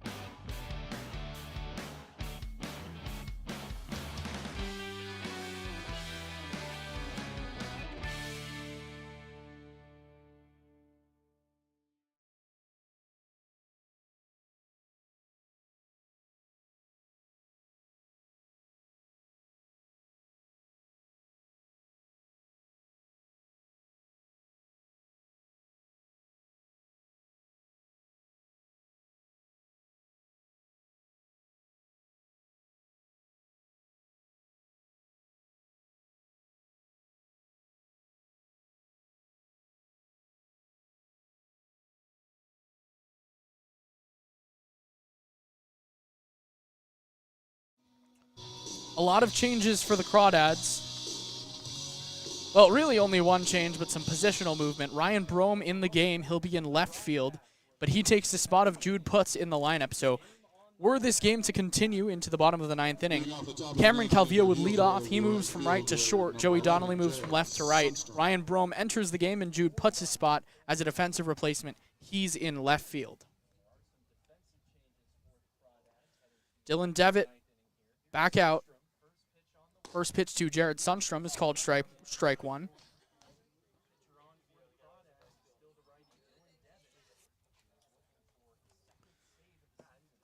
Oh and 1 to Jared Sundstrom, who takes down and away, 1-1. Can't start seeing that out of Devitt. He's throws strikes. It's okay when no one's on base if you miss like that, but it's gotten the Crawdads in some trouble today. The 1-1. Sundstrom grounds it to short. An early chance for Calvillo, who has it on a tough hop, throws to first to get Sundstrom by a couple steps. Nice play to start the inning by Cam Calvillo. Well, Calvillo inserted over at short, seeing his first action this season for the Crawdads all the way at the end here. A late addition at the deadline on Friday, and already being put in a tough spot there, having to make a routine play, but he did make it. Now Sam Brown, who is having a nice game, a pair of walks, is 0 for 2 officially, has scored a run. A lot of power out of the bat of Sam Brown. First pitch he sees is called strike 1 over the outside, 0-1. 7-6, the Crawdads lead in the top of the 9th inning. Dylan Devitt trying to close the door. The 0-1. Brown grounds it to short again. Calvillo behind the bag, spins, throws in time. Welcome to the Crawdads, Cam Calvillo. They need him right there, and he's over at short. Jude putts out of the game, and Calvillo making the move pay off so far for manager Brant Cummings, and Crawdads just 1 out away from snapping a losing streak. Crawdads have not won since the last time these two teams played exactly a week ago. First pitch to Blake McDonald. Right down the middle, strike one. 0-1 to McDonald, who was 0 for 3 today, was hit by a pitch, also struck out, 2 flyouts. Devitt, 0-1. Ground ball to third. Ellis on 2 hops, backhands it, throws to first low, and Duroff can't pick it. Another error for Ryan Ellis. McDonald beats it out. Ellis kind of short-armed that one. I think he was afraid of having an offline throw high, and instead he didn't put enough into it, and it was going to be a really tough pick for Duroff, who couldn't come up with it. Throw would have been there, but Ryan Ellis, he's done really well at the plate, but not his game today in the infield. Now Sam Hunt, the hitter. The Packers breathing an extra life. Hunt, 1 for 4 today. Hit a ball hard to right and then also doubled in his last at-bat. Devitt, first pitch, misses down and in, gets by McKenna. Moving into scoring position, McDonald. The second time we've seen Devitt miss like that this half inning here in the top of the 9th, and this one does bite the Crawdads as McDonald able to move up from first to second. Sam Hunt came through so clutch in his last at-bat as Blake McDonald's going to be removed for a pinch runner. It'll be Joe Brown, the brother of Sam Brown. On in to run at second base for Healdsburg. If this game were to keep going, I don't think we'll see Joe Brown catch, but that's not what Joey Gomes and the Prune Packers are thinking about right now. They're just trying to get as much speed as they can out there to try to tie this thing up. 1-0, the count to Sam Hunt. Devitt fires. Hunt grounds this one to first. Foul. Just foul. And Brian Duroff got lucky. But the ball is foul, 1-1. If that stays fair and gets by Duroff, that'll probably score Brown from second. A high tension here in Danville. 1-1 to Sam Hunt, the former Crawdad, trying to get some revenge on his old team. Devitt delivers. Hunt takes a little outside, 2-1. 7-6 here in the top of the 9th. The Crawdads lead by 1, but the Packers are threatening with Brown on second. The 2-1. Line drive, base hit center field. Brown's going to come home. He's going to try to score. Schmidt's throw to the plate. It is not in time. McKenna can't catch it. Brown comes home to score. Sam Hunt ties the game at 7 apiece. Errors will kill you. And the errors today, pass ball and some errors for the Crawdads, that has really hurt them. And really, Ryan Ellis has got his head hung out there low at third base, and you can tell how frustrated he is. That was out number 3, and right now it's a whole new ball game. So let's start things over here in the top of the 9th.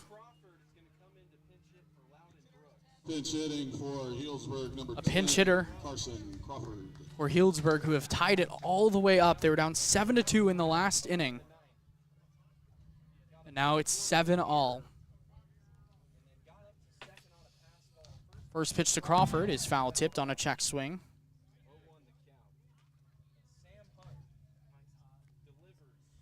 Wow. Crawford, .234 average, a pair of home runs, 14 batted in. First at bat of the day, the 0-1. Outside, ball 1.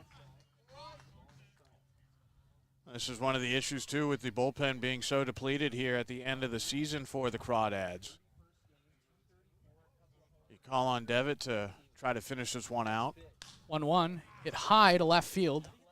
Brome angling towards the line, and he makes the catch right next to the wall to end the inning. But Healdsburg ties this game up all knotted up at 7 on Sam Hunt's clutch 2-out single. The Crawdads headed to the bottom of the 9th. They'll have Calvillo, Brome, and Ellis.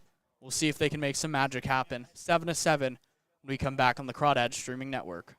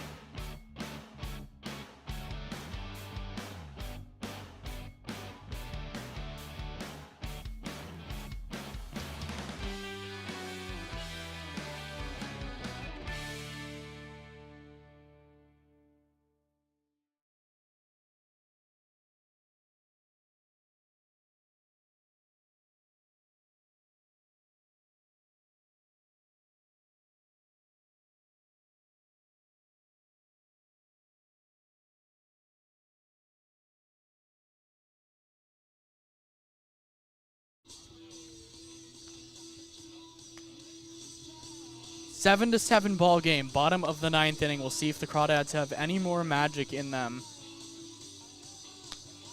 Healdsburg has come back all the way from 7-2, a deficit going into the top of the 8th inning to tie this thing all the way up at 7. Crawdads will have Cameron Calvillo, Ryan Brome, and Ryan Ellis to hit. Ellis might have a chance to make up for the costly error that he just had that gave away out number 3. Crawdads were right there from getting out of this game with a win, and instead they'll have to try to walk it off here in the bottom of the 9th. They have walked off Healdsburg before, though, this season.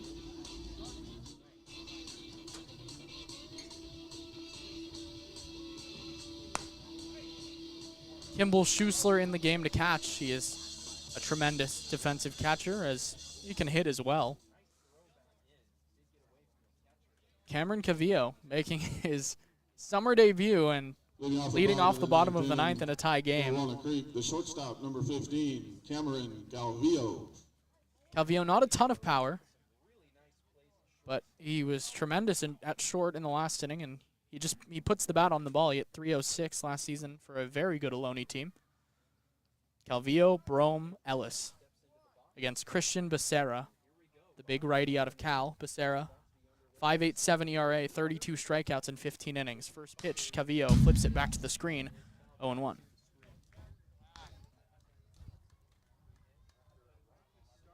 What a position to be put in your first ball game this summer for Calvillo. Has to make some defensive plays and now has to find something with the bat.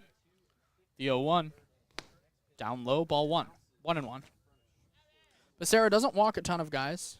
Only 5 of them in 15 innings compared to that 32 strikeout number. That's fantastic. 6.4 to 1 strikeout to walk rate. The 1-1 to Calvillo. Swing and a miss. Good slider. 1-2.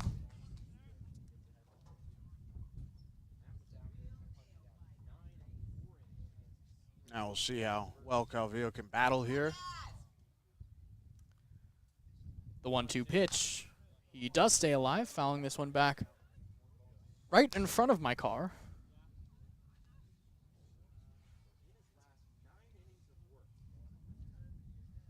Looks like your car's okay. Yeah, I sure hope so. Becerra, the 1-2. Calvillo stays alive again, pops this one up, same location. And no clunk. No clunk. I heard the ball drop, which is a good sign. 1-2, Calvillo fighting. Having himself a nice game already so far in the field. A great play in right, and then some nice plays at shortstop. See what he can do with the bat. The 1-2. Becerra strikes him out, swinging a foul tip. He can only battle for so long. First out of the 9th.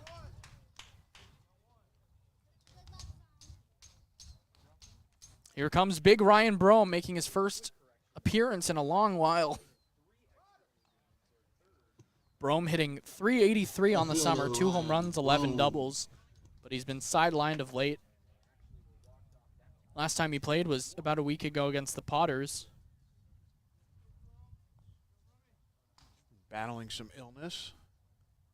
First pitch, Brome takes, called strike 1 on the outside, 0-1. It's good to see him back in a clutch situation. He's definitely a clutch player. Behind in the count early, 0-1. Becerra fires. Brome swings and misses at a heavy fastball, 0-2.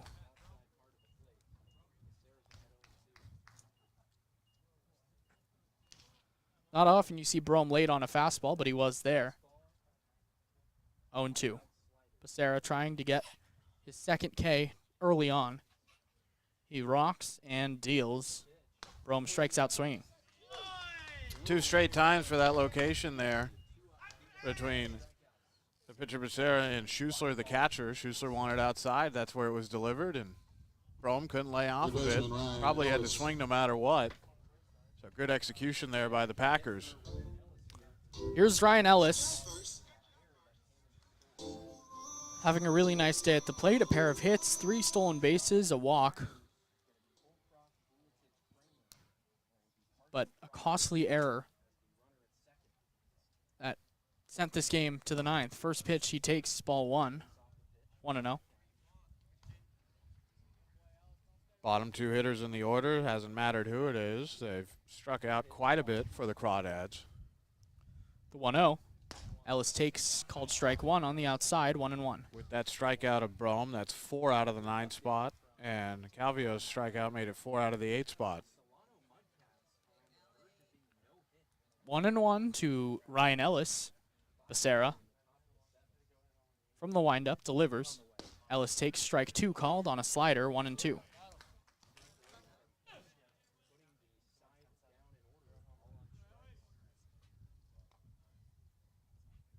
like Colson Abel might be warming up.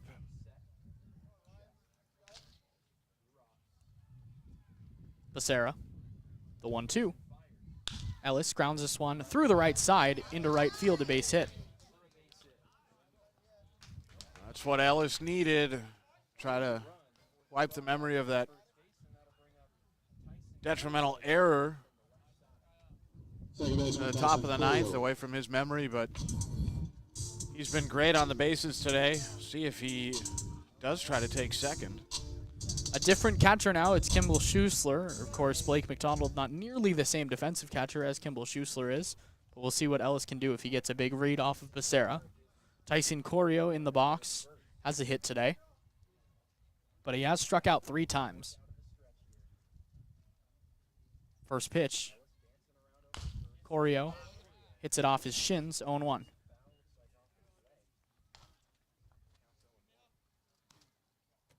Not a bad scenario for the Crawdads, though. One of their best hitters over the past week, Tyson Corio. Not having his best day today at the plate. But he can make all that go away with a good swing of the bat. 0-1. We'll see what Ellis does. He was trying to time Becerra on the last pitch. Corio takes up high, ball 1. And I think he might have that timing down now. 7-7 the score. The Crawdads and the Packers, the 2 top teams in the CCL North here in the bottom of the 9th. Tyson Corio, the hitter, with Ryan Ellis on first. Becerra pumps. Pickoff move, but Ellis back in standing. Ellis is... He's ready. He's got the data he needs. 1-1 the count to Corio. Becerra, a high set. Corio lines this one into right field. That'll get into the corner. Ellis around second. He's the third. Jensen's going to send him. And they're going to hold Ellis at third. A perfect relay from the Packers. Corio's 2-out double, and the Crawdads have runners on second and third with 2 outs. What a play. Almost looked like Ellis was about to go. They quickly had to pump the brakes. That was a great relay from right back into the infield. Wow. I have to thank Sundstrom for that. He sold out for that play, did Sundstrom. He made sure that they were not going to get walked off on that. So you have to credit the defense for the Prune Packers. And here's Coleman Schmidt.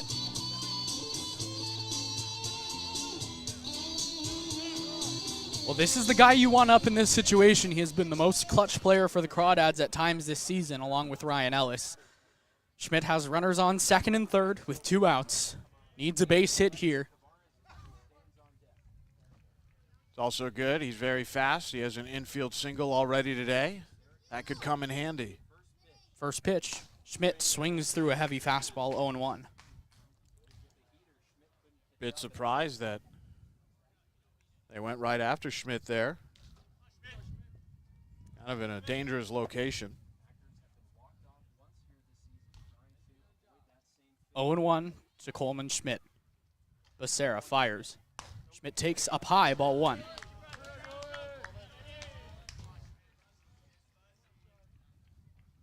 7-7 the score. Corio on second. He doesn't matter at all. The runner that matters is Ryan Ellis at third base and Coleman Schmidt in the box.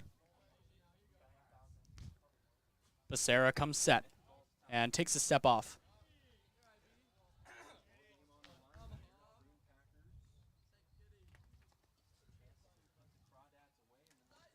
We'll see what Schmidt can do here. Ball game tied. The 1-1. Schmidt swings and misses. A good slider, 1-2.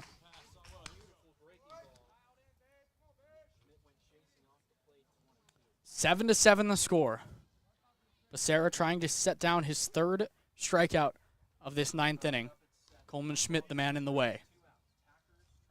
Becerra nods off the catcher now in agreement. The 1-2. Schmidt strikes out swinging. Big fastball. Becerra blows him away. And hey, we're heading to extras. Free baseball when we come back here on the Crawdads streaming network.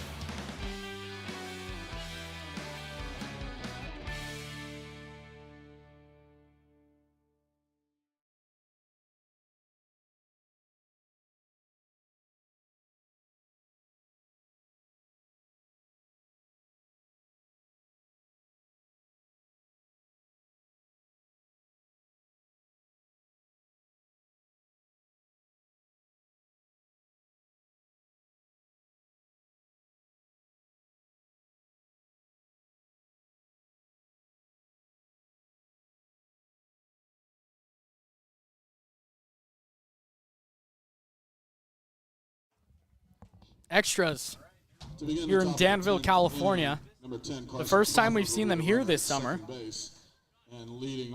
And it'll be the top of the lineup for Healdsburg with my least favorite rule in all of baseball, a runner on second to lead off extra innings. It's Carson Crawford over at second base. 7-7 the score.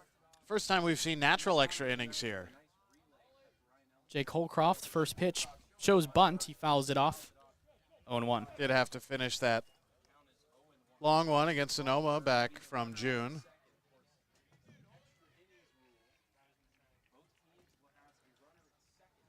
Oh and 1 to Carson Crawford. Devitt delivers. Holcroft takes just a little low, ball 1. Crawford's the runner on second. Holcroft at the plate. Interesting to see. I understand the strategy of moving him up, but you would think Holcroft would want to swing the bat as Devitt fakes a pickoff move. Healdsburg historically, though, pretty good at laying down bunts when they need them. They're good at a lot of things. 1-1. Holcroft lays it down onto the left side of the mound. Devitt up with it, fires to first, and Duroff can't pick it. It wasn't in the dirt. He was anticipating it to be, and he dropped the ball. That's what has happened here late in this ball game. 4 runs in the 8th and the tying run in the 9th, and now runners on the corners as if the ghost runner wasn't worse enough to deal with. Absolute jam for Devitt. Zach Vuletich, the hitter. First pitch, ground ball to short. Calvillo up with it, snags it on a tough hop, goes to Corio for 1, and the return throw is not in time. But they get the important out at second base, so a run does come home to score. 8-7. Healdsburg leads for the first time this entire game. Unbelievable. Baseman Joe Kramer. 8 runs on 7 hits and an error for Healdsburg. 7 runs on 11 hits and 3 errors, all costly for the Crawdads. Pickoff move, back in safely, Vuletich. Joe Kramer, the hitter.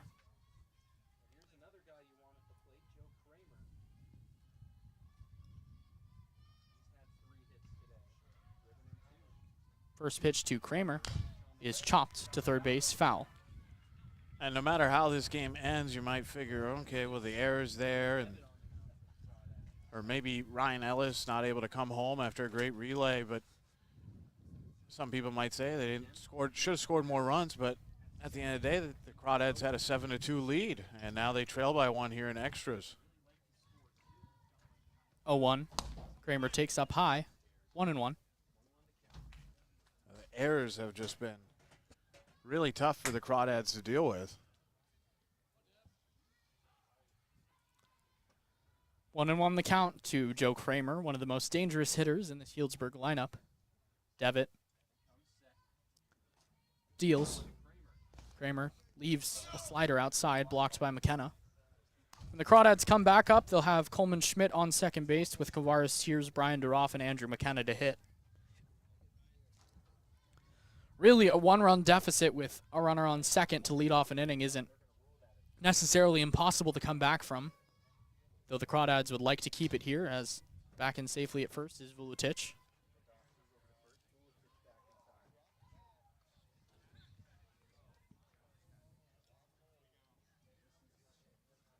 The 1-1. Kramer takes a little up high, 2-1.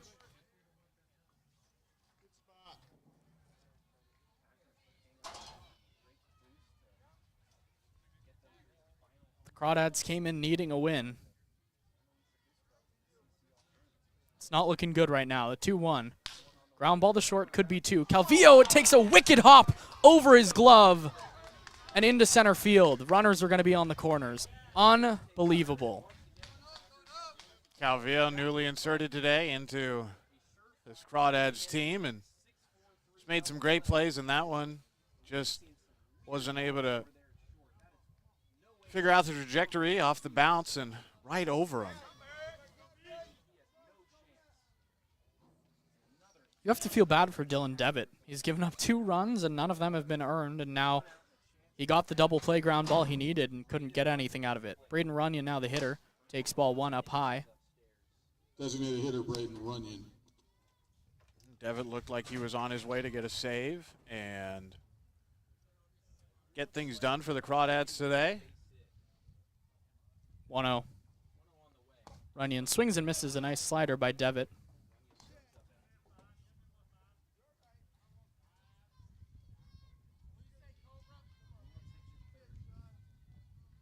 Runners on the corners, 8-7 the lead. Devitt checks on the runner on first and now fires. Runyon fouls it back to behind the plate, 1-2.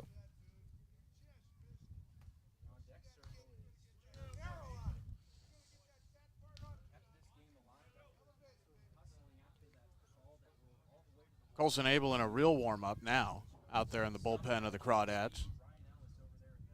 If this game gets extended, we'll see him. 1-2. Up high, ball 2.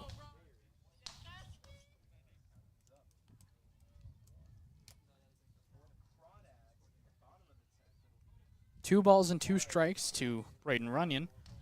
Devitt looks back to first. Now comes set. The 2-2. Fouled off by Runyon. Good attempt there by Runyon. Was able to square that up. Poke it somewhere in the opposite field. That's another run. Runyon 2 for 5 today. Devitt. Readies, the 2-2. Pop up on the infield. McKenna looking for it. Corrals it for the second out of the inning. And McKenna had that all the way. He was not going to let anybody else try to make that play. McKenna just, that's mine. I'm going to take it. You guys get back to your positions, and we'll get this next out. Right fielder, Jared. So that's what McKenna was thinking there, and he was able to accomplish it.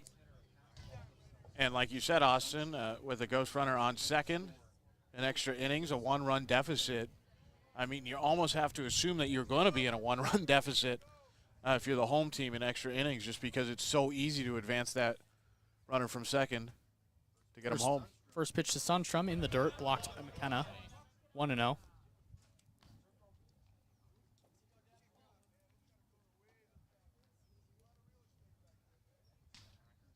Sundstrom, his last time up, grounded out to short to start that 9th inning, which was looking really good for a while. 1-0. Devitt fires. Sundstrom fouls it off the glove of Andrew McKenna.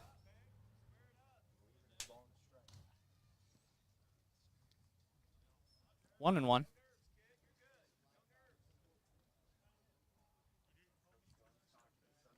Runners still on the corners. 8-7 the score. Devitt trying to get Sundstrom here and give the Dads a chance. The 1-1. Big curveball inside and high, 2-1.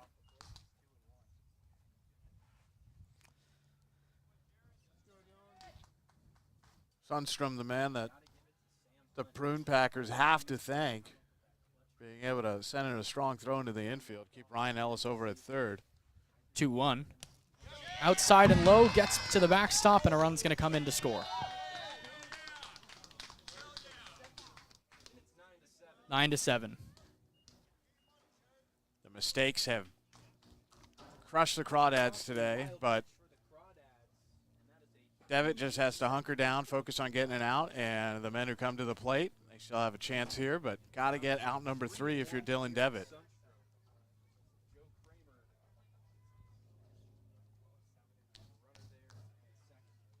Three and one to Sundstrom. Devitt fires. Sundstrom hits it high, not very deep. Back behind second, Corio calls it off and makes the catch to end the inning. The Packers score twice. The Crawdads will have Schmidt on second, Tiers, Duroff, and McKenna needing 2 to tie, 3 to walk it off here on the Crawdads Streaming Network.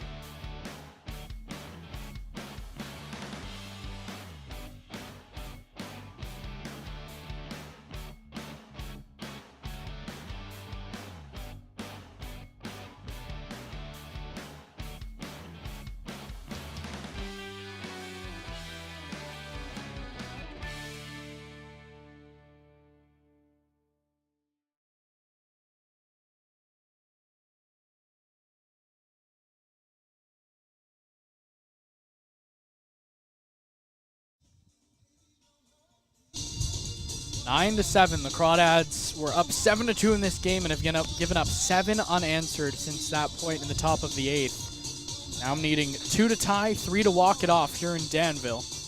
They'll have Coleman Schmidt, the ghost runner, to lead off on second base. But hitting, it'll be Kavaris Tears, Brian Duroff, and Andrew McKenna. Christian Becerra, still the man on the mound.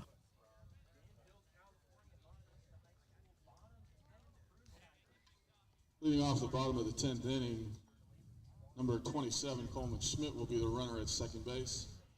And leading off in the box for the Crawdads. The big Kavaris Tears, who's having a very nice game, will step into the plate. He has 2 hits today, also a pair of walks, a pair of RBI.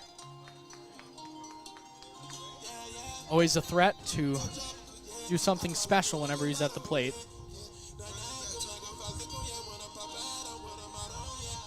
If I'm the Packers, I'm not worried at all about Coleman Schmidt. We'll see what Becerra has in the bottom of the 10th. First pitch to Tears is called strike 1. A pitch that has not been there today. Almost assuming that Schmidt will end up on third at one point or another. If you're the Prune Packers, so you're right. Just got to worry about Tears. 0-1, misses high, 1-1. Christian Becerra was very good in his first inning of work, had a 2-out rally thwarted by a strikeout of Coleman Schmidt. 1-1 here to Kavaris Tears. 9-7 the score. Tears fouls it off his shins. 1-2.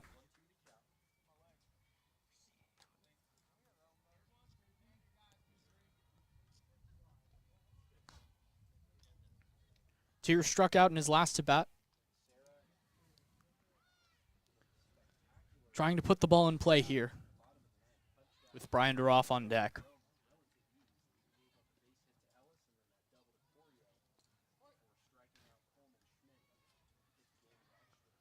One and 2 to Tears. Way outside, ball 2.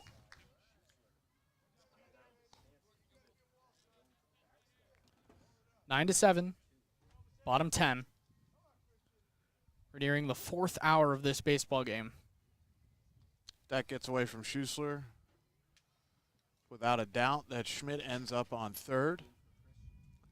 2-2 to Tears. Becerra finds the sign he likes. Now comes set. The 2-2. Tears hits a high pop-up. Foul. The count stays at 2-2. Good approach from Tears there. Had to go after that ball. Able to make contact. He really has not been an easy out today. Just getting out once with that strikeout in his last at-bat.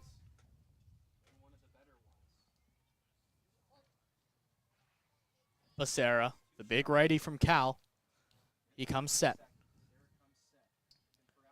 The 2-2.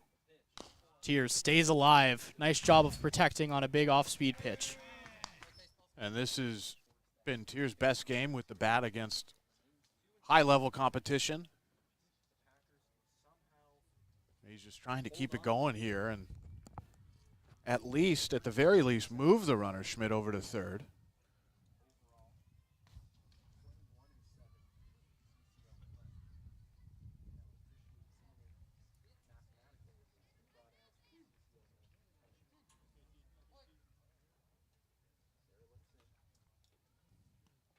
Becerra comes set. Schmidt on second, the 2-2. Tears chases way up high. He can't find anything.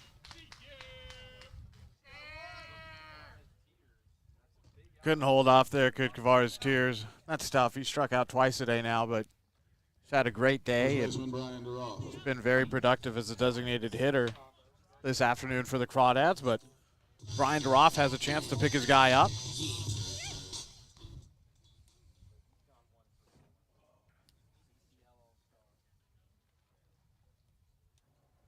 Duroff at the plate with 1 out now. First pitch, fouled back to the screen, 0-1. High heater's been good.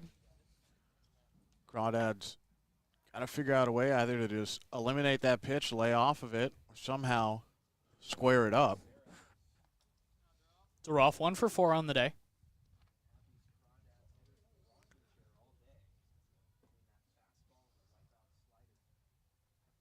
Oh, 1. They're off. Chases up high, 0-2. So tough to lay off of, but also now got to be mindful of breaking ball. Sarah has a good slider.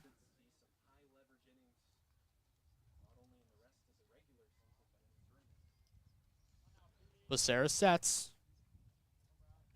The 0-2. They're off. Hits a flare, but right to the shortstop, Crawford, who makes the catch. 2 outs.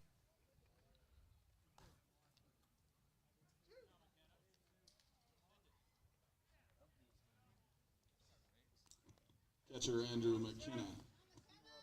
Now Andrew McKenna, who has a pair of doubles today, was also hit by a pitch, reached on a fielder's choice. Schussler goes out to talk with his pitcher, Becerra.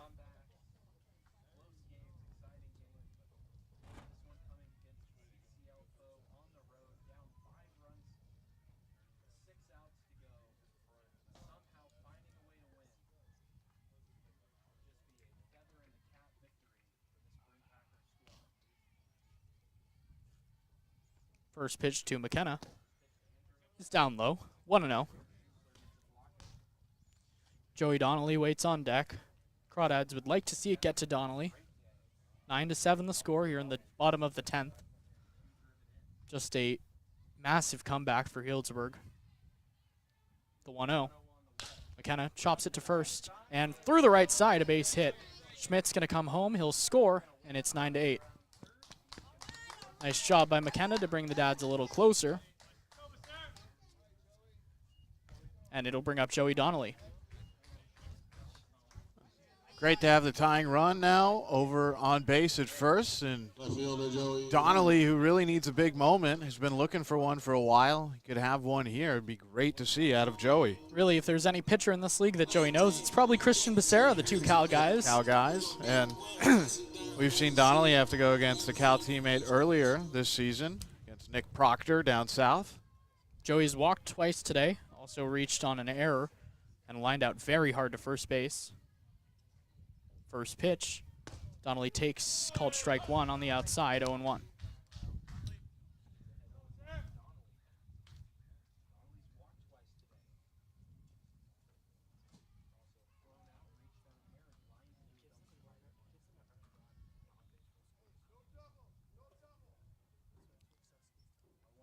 Oh, 1. Donnelly takes a little high. Ball 1. Healdsburg dugout doesn't love that one. McKenna on first, likely not going anywhere in this situation, especially not with Kimball Schussler behind the plate.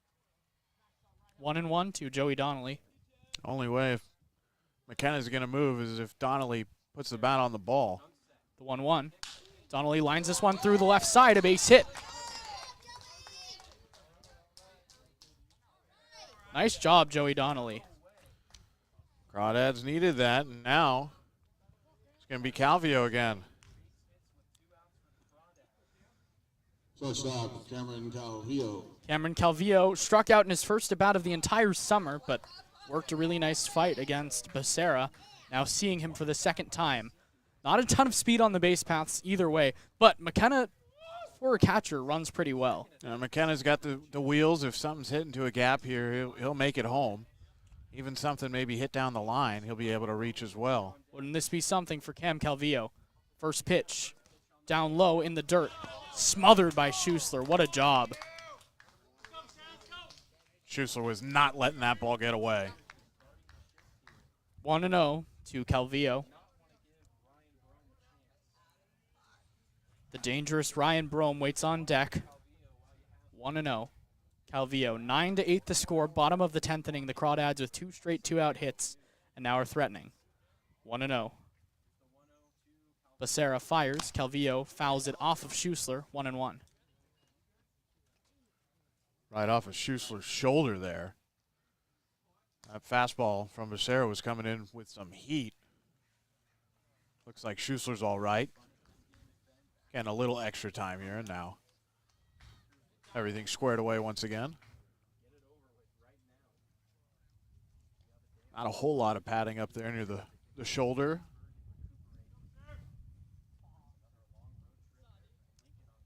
One and one to Calvillo, the new player for these Crawdads.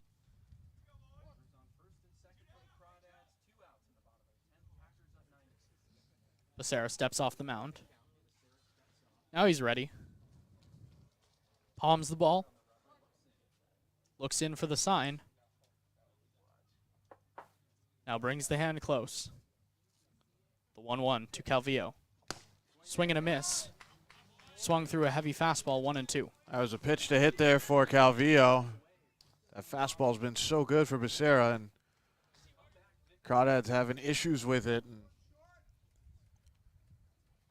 Calvillo's going to have to fight as hard as he can here. Gonna have to battle. The 1-2 pitch. McKenna on second, Donnelly on first. Cam Calvillo in his first game as a Crawdad. Becerra fires. Calvillo takes in the dirt. Did he go? No, he did not, says Ron Masso, excuse me. 2-2. Calvillo didn't go, but Schussler knows that Crawdads still have life in them, so he's trying to sell it. 2-2 to Calvillo. Becerra sets. The 2-2. Calvillo takes outside, ball 3, just by an inch. That was out, and Schussler did a great job of framing it, but does not get the call from Mike Stankiewicz, and now you're going to see a payoff pitch. And there's a lot of people on the Healdsburg side who are not happy about that, but that is the correct call. Runners will be off with the pitch. 9-8 the score. Bottom of the 10th. Cam Calvillo, the hitter. Becerra, the 3-2. Calvillo strikes out swinging.